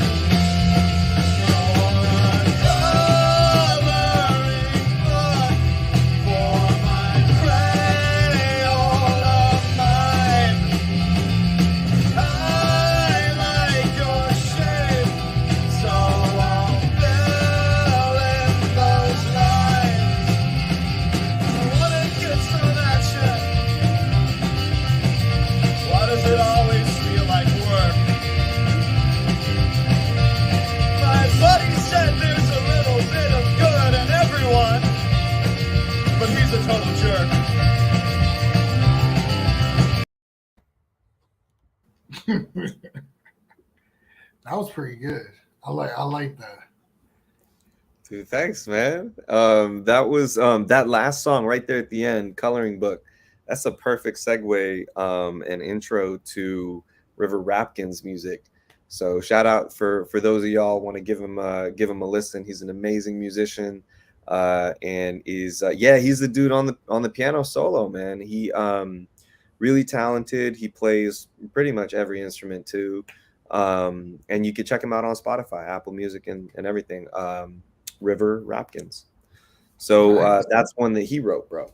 And he and so we put a set together where we kind of alternate. So it'd be like play one of mine, play one of his, play one of mine, that kind of deal. So okay, I definitely fucks with it. It sounds like music I would hear at the bar, most likely a brewery. Yeah. And just shooting the shit with a bunch of friends while drinking beers. But Dude, I just love the transition of it to where it was like, okay, went from this style to like this style. And I'm like, oh my God. That's awesome, man. That's what we wanted, you know?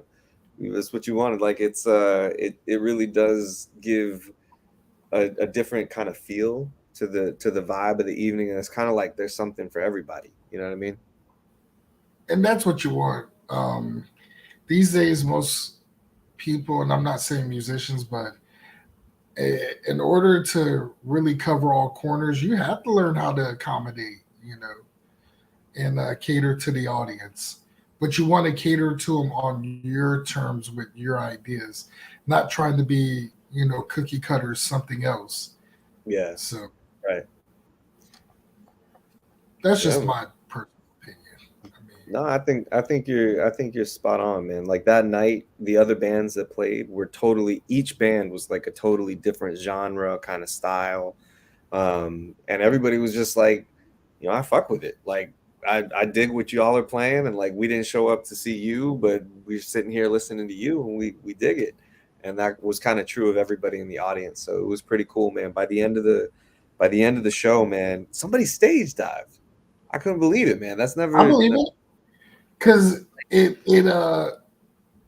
also reminds me, so when you see those movies from, prime example from our generation, the American Pie series. Yeah. It sounds like something I would hear on a scene on American Pie, or any crazy ass movie that we've seen in that time frame that always played that type of music. Yeah, no, totally. It's got Yeah, so it's interesting, man. Like we've assembled a kind of diverse group of styles and sounds, and each one of us tries to do like you heard my songs like 90s inspired, but then I'll write a song like Petrichor that's like a little bit different, you know what I mean? Right. And just does try to do different things. So. It's more upbeat, but it's also a track that you can pretty much use for any scenario. You Yeah. know, a house party, a live party, or you're chasing the girl that you want to get with. During the Yeah. most dramatic moments, like I gotta get to the train station to see her. You get in the Yeah. car as it's playing, and you're driving, you're speeding, and you don't care because you got cops surrounding you. And then as soon as you like pull over, to you're running to the bus station, and you're like, Trisha, don't leave me. I swear it's gonna be different this time. Yeah, it's a lot of that. Yeah. Exactly. Like it just okay. Coloring book sounds like it could have been played on Jackass. Dude, Yeah, yeah. I can see it. Bro, I see that. Especially Jackass 2, the movie. Yeah. Some of the shit they were doing in it. Fuck it, I might watch that after the show. But yeah, I loved it. I fucks with it. And like I said, once again, thank you for trusting in me in terms of, you know, showing off your craft. Thank you. Much respect. So, you know, a big thank you on your behalf for giving me that, you know, leeway of confidence to say, hey, I trust you, Mike. Yeah, no, thank you, man. I appreciate Yeah. it. But here we go but here's the fun part of the show now. All right, Dude talk. let's get it. For those who watch the show on Thirsty Thunder Thursdays, well, now Tuesdays as it's called. Yeah, we pretty much do random questions. We do the random five where we play five random wrestling clips, but we're not doing that part. But we are going to do the dude talk of the random questions. And Okay. we're going to go with Base Kip starting it off. Do you like the Smiths? Yes, I do. I definitely do like the Smiths. Morrissey's a interesting cat. You like as a person, but as a singer, as a musician, lyricist, awesome. And yeah, totally do dig him. Okay. So I'm going to ask you one that's right out of left field, you know. So what's the craziest Wi-Fi you ever logged into? The craziest Wi-Fi I've ever logged into? Yep, name-wise. Sagundis. What? Sagundis, which is a kind of code for suck on these, but it's Sagundis. Okay, now it makes sense after you broke it down. Now that I hear it, okay, I'm stealing that, by the way. I'm definitely stealing that, sir. That's the weirdest Wi-Fi I think I've ever logged into. And I was like, yo, that like I try to pride myself in being a creative dude with words, but that's another level. I like that. I mean, I logged into one where the guy was the Wi-Fi login was Big Daddy Yummy. I was like, oh shit. I was like, that one's yours? He's like, yeah, that's mine, man. Oh. He's like, you can still log in. I was like, you know what? I'm just gonna rely on my data. It's all good, you know. I'm good. I was like, Big Daddy Yummy. I'm just saying. Like, we're still taking questions. I know Base Kip mentioned a different delay going mobile, but I'll keep it going. So let's see. And the ad. Oh, yeah, we get ads. This is why we say people out there on Twitch, if you don't want to deal with the ads on the show, because that's what helped put money in my pocket, subscribe. For those who are too cheap to subscribe, $4.99 a month. If you have Amazon Prime, something you pay damn near $15 a month for, you get to subscribe for free. You don't have to pay the $5 a month. So just throwing that out there to you Amazon users out there. You can be subscribed on Mike World Order for free if you link your Amazon Prime account to your Twitch account and subscribe.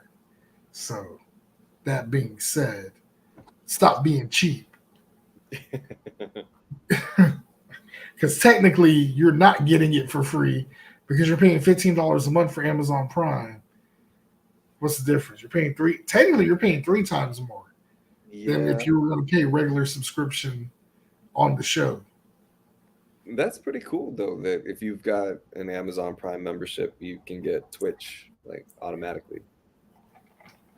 Oh gosh. Here goes the first out of left field from J-Rod numero uno. Are you a boobs or an ass man? So I guess, for me, I'm like, you ever heard the expression, you want to have your cake and eat it too? I do love cake. So I'll leave it at that. But no, actually, no. I guess what I was trying to say is, I mean, both.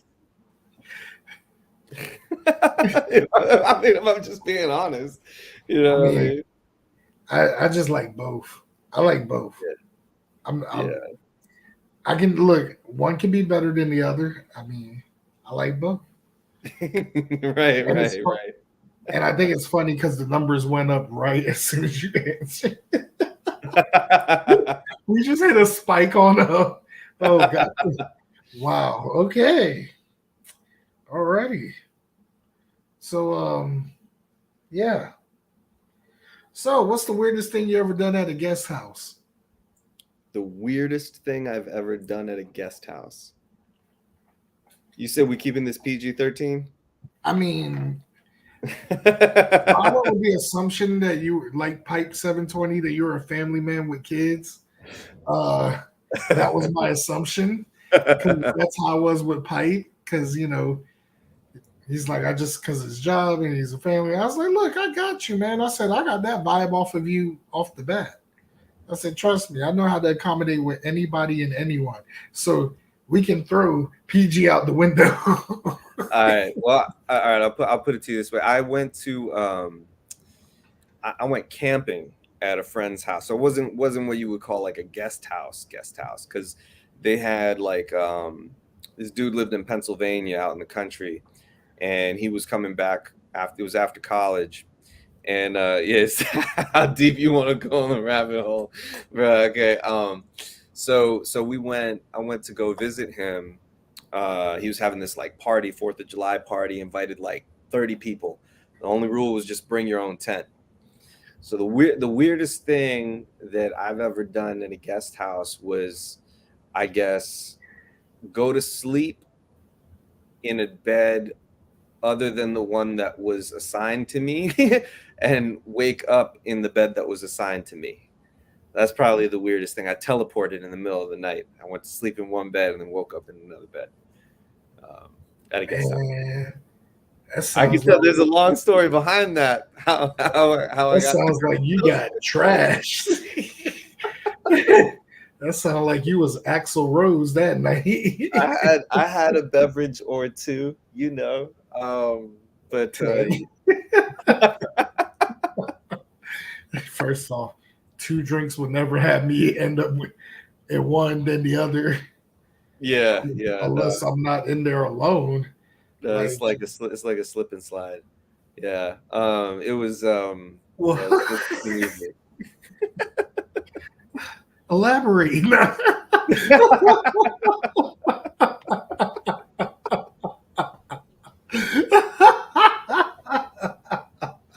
This is probably one of my favorite episodes now. Just because a dude talk. And people wonder why they try to come back on the show. Just bring me back for dude talk now. Yeah, I'll go. We can skip the music, bro. Just give me more of the dude talk questions. Oh man. Okay. Anybody else in the group chat got questions? I'm gonna keep it going. I literally had a list of just random ass shit that I was thinking of just to catch people off guard, but I'm just laughing because you're confidently like just count each answer. Boom. I was like, dang. Like normal reaction. Yeah, I did it. I mean, Most people would have been like, well, they're like, yeah, I did it. What? Twice. yeah. So, I'm gonna just be real. so what's the absolute worst name you would give a child? Ooh. On some real, probably my own. I wouldn't be like, I feel like I wouldn't want to give a child my name, you know what I mean? To be like a junior, you know? Chris Dinosaur Jr.? I mean, That's kind of, yeah. I could see that. Chris Dinosaur Jr. I'd have to legally change my name to Dinosaur though. I mean, if the money was right, I would legally change my name to Mike Thunder. He said, Just to be that guy. just to be that person. I mean, I could see that. Oh, got another question popping up there. Nirvana or Pearl Jam? That's a tough one. Yeah, that is definitely a tough one. Hold on, you know what? I'm gonna do this in real time for y'all. And I'm gonna put it, my Spotify can't lie. So I'm gonna look up both bands and see who I have more saved songs by. Nirvana. I mean, that's one way of doing it. I got 17 songs saved. Oh boy. And then I'll give you a little deeper layer on that. 10 songs. So Nirvana wins. Nirvana wins by 7 songs. And see, Carla D said Pearl Jam. Bass Kip said Pearl Jam. Personally, I like Nirvana more than Pearl Jam. I probably got more Nirvana songs saved. I think I only got like maybe 2 Pearl Jam songs saved. Okay. I mean, so here's a question back at the chat then. Best Pearl Jam song. Ooh. Even Flow. Once again, Even Flow is stitched into pro wrestling. Thank you, Raven, for naming your finisher after a Pearl Jam song. Hell the yeah. Even Flow DDT. Dude, I was stuck on Better Man this morning, actually. I actually pulled out my guitar and I was practicing that song today. I didn't care too much for Better Man. Evolution is probably my top favorite. Okay. Oh, dude, Daughter is solid, man. Such a good song. That is such a good song. Alive is another good one. Dude, yeah, Alive. Maybe I liked all of his crazy songs like Animal and Evolution. Yeah, I mean, so many. Dude, I watched a video about Eddie Vedder. It was a compilation of all his crazy stage climbs. Oh yeah, like he did on Even Flow, and then there was the MTV Unplugged where he stands on top of the stool and starts barking his arm and all that. Yeah, man. No, they were Pearl Jam they went hard. They definitely went hard. Last Kiss, dude. That song has such a soft spot for me, man. That is my mom's like favorite song of all time. Oh wow. Yeah. So that's a solid pick. Solid pick. So what would you say, since everyone picked Pearl Jam, what would you say was probably your favorite Nirvana song or songs? Ooh. Yeah, favorite Nirvana song for me. I really like I was gonna say lithium or aneurysm, but I think probably heart-shaped box. I'd have to go with negative creep for me. Oh, dang. Okay. Carla D says lithium. Okay. Yeah, that was solid. It was in there. It was in the first breath of songs for me for sure. That's a Yeah. solid. Oh man. I just like listening to wild music while I'm in the gym or I'm in the car going, 80 into 65 at Easy Pass. Oh, dude, you know what gets me for that? The Nirvana song for that for me is probably Breed Ooh, or Territorial Pissings. physics. Oh, come on, people now. Follow your brother. Everybody get together and try to love one another right now. Yeah, Oh my gosh. yeah, yeah. Goes God. hard. Oh man, Unplugged was because Yeah. wasn't Unplugged one of his last major Yep. TV appearances before he died? It was, man. They were trying to like that show almost went bad for so many reasons. He Yeah, was like struggling to stay clean. Like they'd, gotten him out of rehab basically and trying to like keep him off of heroin basically. And MTV got him a bunch of these drugs to so that he could basically just perform that show. Because he was throwing up and he was just like curled up on a sofa. And so there were a lot of factors that went into that show almost not being successful, and then it went from that to being maybe one of their best concerts ever. and probably one of the best episodes of Unplugged Yeah, during that era. I mean, I know they came back, 10, 15 years later, and right. it still didn't have that same vibe. I think probably the only one I remember watching that was worth watching for me was Korn, True. and Yeah, it was weird listening to their music in acoustic form. I was like, okay, even though Freak on the Leash with Amy Lee joining in, that yeah, was that was dope.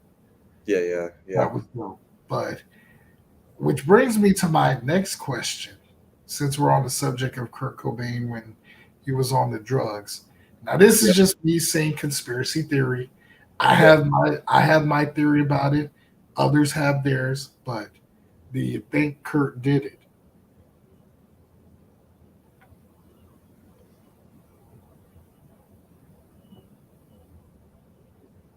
What happened? In terms of taking his own life? Do I think he did it? Yep. Ooh, I mean, I know what you're talking about. Um, I think he did. I do. I think Courtney Love did it. You do? Because the same time frame of his death, she was messing around with her guitarist from Hole. A lot of people didn't know that. You think she And did? there were still a couple. That's heavy. Plus, plus the toxicology report showed he was so high on, heroin that it was impossible for him to pull the trigger his own self. Unless he built that high of a tolerance. That would probably be the only way I could believe it. Unless his tolerance was that high, he could have done it. Otherwise, I think Courtney did it. Because she's been batshit crazy, still is since then. Yeah. Yeah. Dang. That's wild, man. Yeah, I mean, I've heard some of that, but like I got a feeling like I don't know. It's It like one of does. those It does make you wonder. definitely does, man. It definitely does because like the timing of everything was just like that's why I was saying like I think he did it, but do I think that he might have been, I don't know, like encouraged is probably too strong of a word, but maybe like enabled to do it, if that makes sense. Kind of, I don't know. That's some dark shit right there, bro. That's some serious heavy dark shit. Once again, as mentioned before, Carla D, he probably had a high tolerance. I mean, Yeah. but then again, I also, anyone who's ever seen Montage of Heck, if you got HBO now, you can see it. Watching that documentary also made me think Courtney did because how crazy she acted. Right. And it Right. showed how patient, even though he was probably drugged up most of the time, it also showed how patient of a spouse Kurt was. Yeah. Like, very calm during her episodes. Yeah. Yeah. That's the other. You bring up a really good point, man. Like she was a just her personality was very like volatile. You know. Yeah. I don't know. It just, some things, just like the whole Chris Benoit death, I still don't think he did it. The whole incident, I still don't think he did it to Dang. this day. And people look at me like I'm crazy as hell for saying it. But even, over 15 years later, I still don't think Benoit did it. I don't. I stay true to that statement only because of the background story. Right. Right.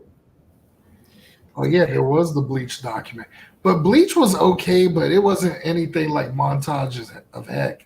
Montage of Heck that came from raw footage that the daughter still kept because she ended up getting all of Kurt's estate Yeah. once she was 18. So, which I thought that was crazy. He didn't leave Courtney to die. Yeah. That's what made me wonder right there too. Right. I mean, there's just too many pieces to the puzzle that just, it's just like, once again, Chris Benoit. I'll even go as far to say Brittany Murphy. That Oh, right. documentary. That shit was weird. Yeah. It is, man. It's like, and it's crazy because those situations are all like black boxes, man. Like, there's no way to know, and I don't even think it's like a mastermind is behind it. It's like when people get that big and that famous, I think it's easier, ironically, for there to be these blind spots for them, which is bananas. Like, why is it that like an average person, like me, like I bet you if something happened to me or whatever, there would be no mystery about it or anything like that. It's just ironic because you would expect somebody with that much like visibility on them to like all the details to be figured out like that. But instead it's kind of the opposite. Like even, decades later, people are still kind of talking about what maybe happened, or I don't know. That's interesting to me. And I think that's what makes the whole conspiracy theory unique, in Yeah. its own right. It Yeah. definitely in its own right. I mean, I'm loving this shit right now. Like seriously, this just the whole, and once again, it's not your typical podcast show. It doesn't even feel like you're doing an interview. It's just Yeah. this would probably be regular conversation if we were face to face, Yeah. and 100%. and that's what makes it fun. Like, but dang, and then of course you got the people in the group chat adding in. It just, man, it's, Yeah. and then when you think of that, you also think of the other probably potential conspiracy theories like, Chris Cornell, Chester Bennington, you know Yeah. people like them. It just makes you wonder. Yeah. Chester's caught me way out. That was way out of the loop because I definitely did not see that coming. I mean, the one that got me was Robin Williams, dude. Hell yeah.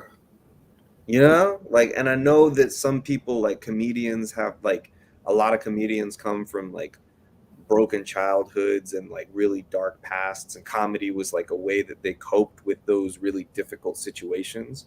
It was like a lifeboat. Um, and so, you know, kind of under the worst kind of stress and different conditions, people might go back to those dark places. So somebody like him, who you see as like like he's like a man of 100 voices, man. Like you think about him, I think about him as like, you know, this kind of like rubber faced and, you know, Disney genie, but also like Jumanji. Also, you know, like I just so many different. I mean, Goodwill Hunting. I mean, Mrs. just Doubtfire. Mrs. Doubtfire, dude. Like you see him all the way, like across the spectrum in many different areas. It's just crazy, man. It's crazy to think that, you know, that one got me. I was like, what?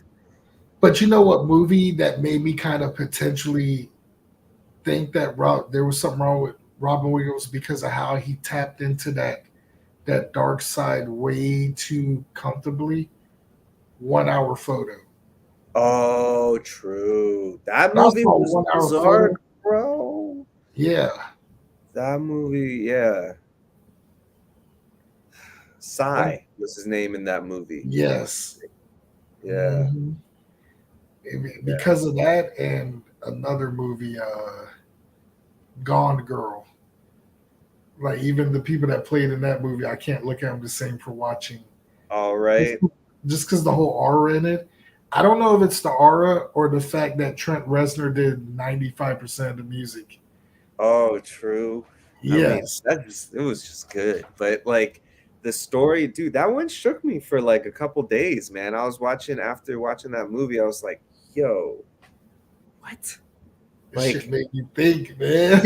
yes, man. I was like, Bro, it really makes you think. Like, I'm telling you, it's unique, but those are the best movies though, to where it still leaves you thinking to yeah, this day. yeah.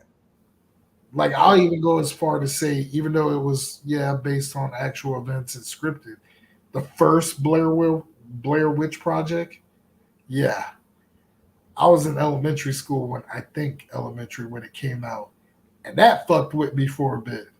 I was like, I'm Wait, not going in them woods, nah. Yeah, we're wait, gonna go camping. you talking about the Blair Witch Project? Mm-hmm. Yes, dude. Okay, so here's the thing. I like when that movie came out, I was a little bit younger, but I didn't get the memo that it wasn't real. I swore up and down. I was like, wait, no, these are just recovered tapes, right? Like this is real. So I went into that movie thinking that it was like an I thought, Me too. and you know what got me? Then on TRL on MTV, they had the actors there being interviewed by Carson Daly. I remember coming home from school and seeing them on seeing them on TRL and being like, what the hell's going on here? And then like, because at that time, remember there was no like Google. You There's no weren't like, internet. There was you know, no right. So like, none you of know, that. that's how you would like learn some of these things. And like, I guess I didn't watch the morning news when they were doing the interview circuit, but I distinctly remember coming home from school and being like, what the fuck is going on here? Like, y'all are dead. I watched you die in the movie theater. Exactly. I was just like, It's like once again that shock value, like the Easter Bunny and Santa Claus. It just catches you off guard because I thought that shit was real. Yeah, they got me too, man. It like, you know, that final scene where like the camera flips over and it's just the person in the corner, and I was just like, whoa.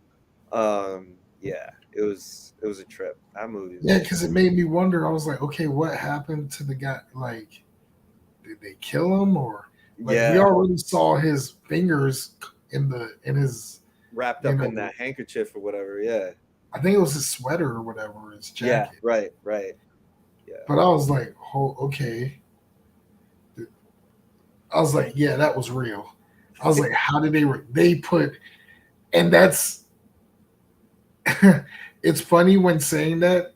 It also reminds me why I like watching movies from people like Takashi Miike. He likes realism. Yeah.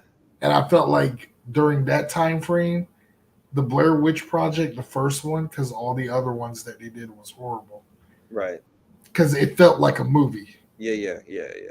But that first one, oh no, they put realism. Like they put the wool over our faces. Like I, yeah, even to this day, if I watched it again, I would still feel like it's a real fucking, silver tapes. Yeah. It's mind blowing. It's mind boggling. I think I They might got watch my Witch ass. instead. Straight up. They got my ass real good. I'm telling you, they got me good. I'll admit that they got me good. Yeah. Same. Like I'll still watch that shit again though. No, I don't care. It scared the shit out of me, but I'll still watch it again. What was that? What the fuck? What the fuck is that? Yeah. Oh man. Yeah. Oh my gosh. Such memories, man. Yeah. Oh man. Well, Chris Dinosaur, I appreciate you coming on the show, talking about music, movies, wrestling, and well, your tent adventures. For our Mike World Order fans out there, how can we find you on all social media platforms? Sure. Yeah. No, absolutely. If you want to stream my songs, the only ones that I have up right now are Chris Dinosaur. So that's on Spotify, Apple Music. On Instagram, I manage the account for Dinosaurus Band. So check them out. Hit me up in the DMs if you guys are ever in the Northern Virginia area, DC, Maryland. Definitely hit me up. Would love to see y'all at a show. Got a few plugs here, Mike, if I can. Go ahead, plug away, man. This is cool. This is your moment.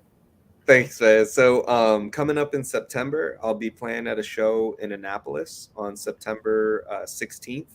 That's a Friday. I'll be playing with Caleb Graham and a couple of other bands that I've just met, but looking forward to that. So that's September 16th in Annapolis. On October 15th, out in Lorton. There's Lorton, Virginia.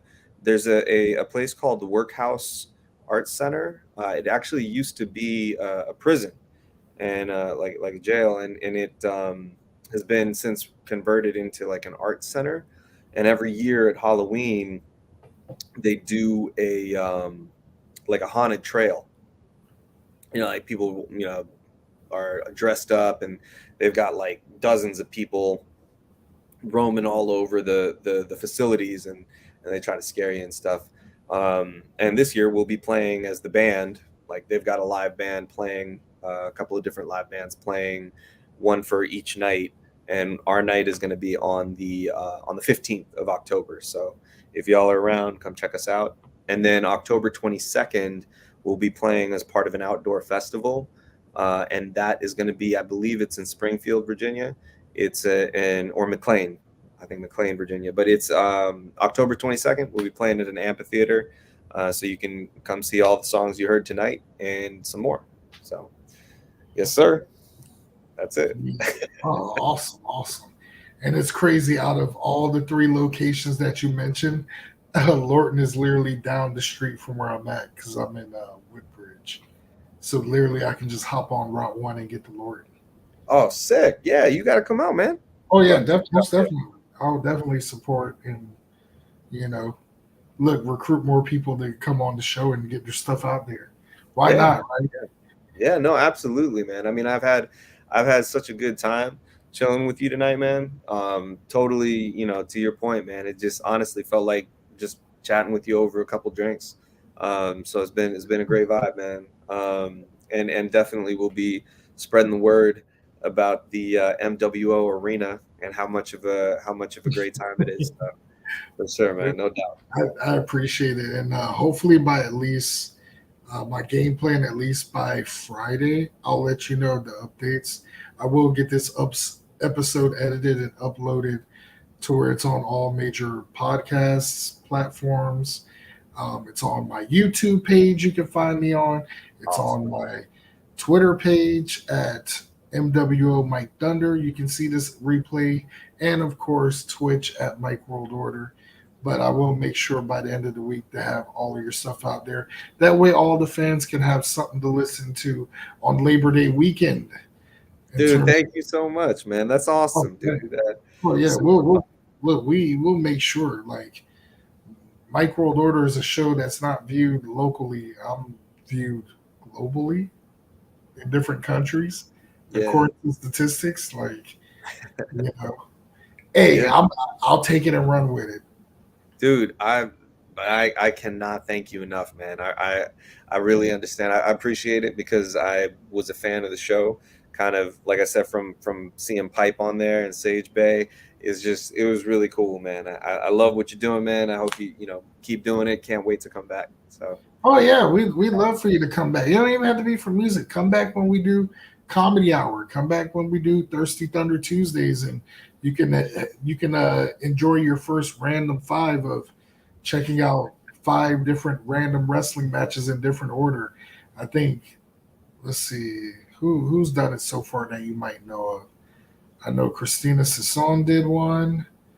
I think Navon. Okay.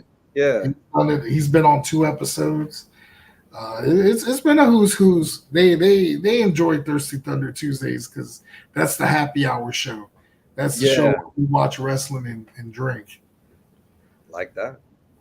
It's fun, man. Look, it's to the point where I end up bringing back people into watching pro wrestling again. Yeah. Because we watch it from like everywhere. It's not just WWE and all. We watch. It could be stuff from Japan, stuff from the UK, stuff from Mexico, Australia. It doesn't matter. You know, like you said, it's like the buffet. It's a whole variety, and that's what we try to bring. I mean, it's just like going to speed dating. There you go. Can I get your number? No, why not? It's not you. It's me. It's not you. It's me. Just saying. You know, dear Dorian, it's not you, it's me. But yeah, dude, he got that one, man. That's so sick. I'm telling you, I'm using that reference every time. But but once again, I appreciate you coming on the show. Once again, I appreciate you for trusting me with your demos and your tracks. And let me, pick out and, learn about it. And I enjoy every moment of it. Like I said, not all the songs made the cut, but that's not saying that I don't like them any less. I just picked the ones that I felt that stood out the most. I appreciate that. But all of your tracks I love. Like even when you sent me the clip of the show and it's about 40 minutes long, I'm literally sitting through watching the whole thing. Like, okay. Alrighty, I fucks with it. Man, I appreciate that, Mike. Thank you so much, man. But like I said, we hope to see you next time on a future episode. Hopefully, like I said, September anniversary month. I would love for you to come back anytime you're free. You let me know your schedule, and I'll make it work. Absolutely, man. No, I would love to, brother. That'd be dope. So. I'll definitely be back. And that being said, of course, you guys know how I close out the show with these final words. In this day and age, we always got something going on. We have busy lives. We got everything that's going on. But the one thing that I want everyone to remember is always, especially with this upcoming 3-day weekend for some of you guys. Some of you may be working this weekend. Some of you may not be working. But regardless, always make time to enjoy yourself. Good night, everybody. And we'll see you next time on Mike World Order.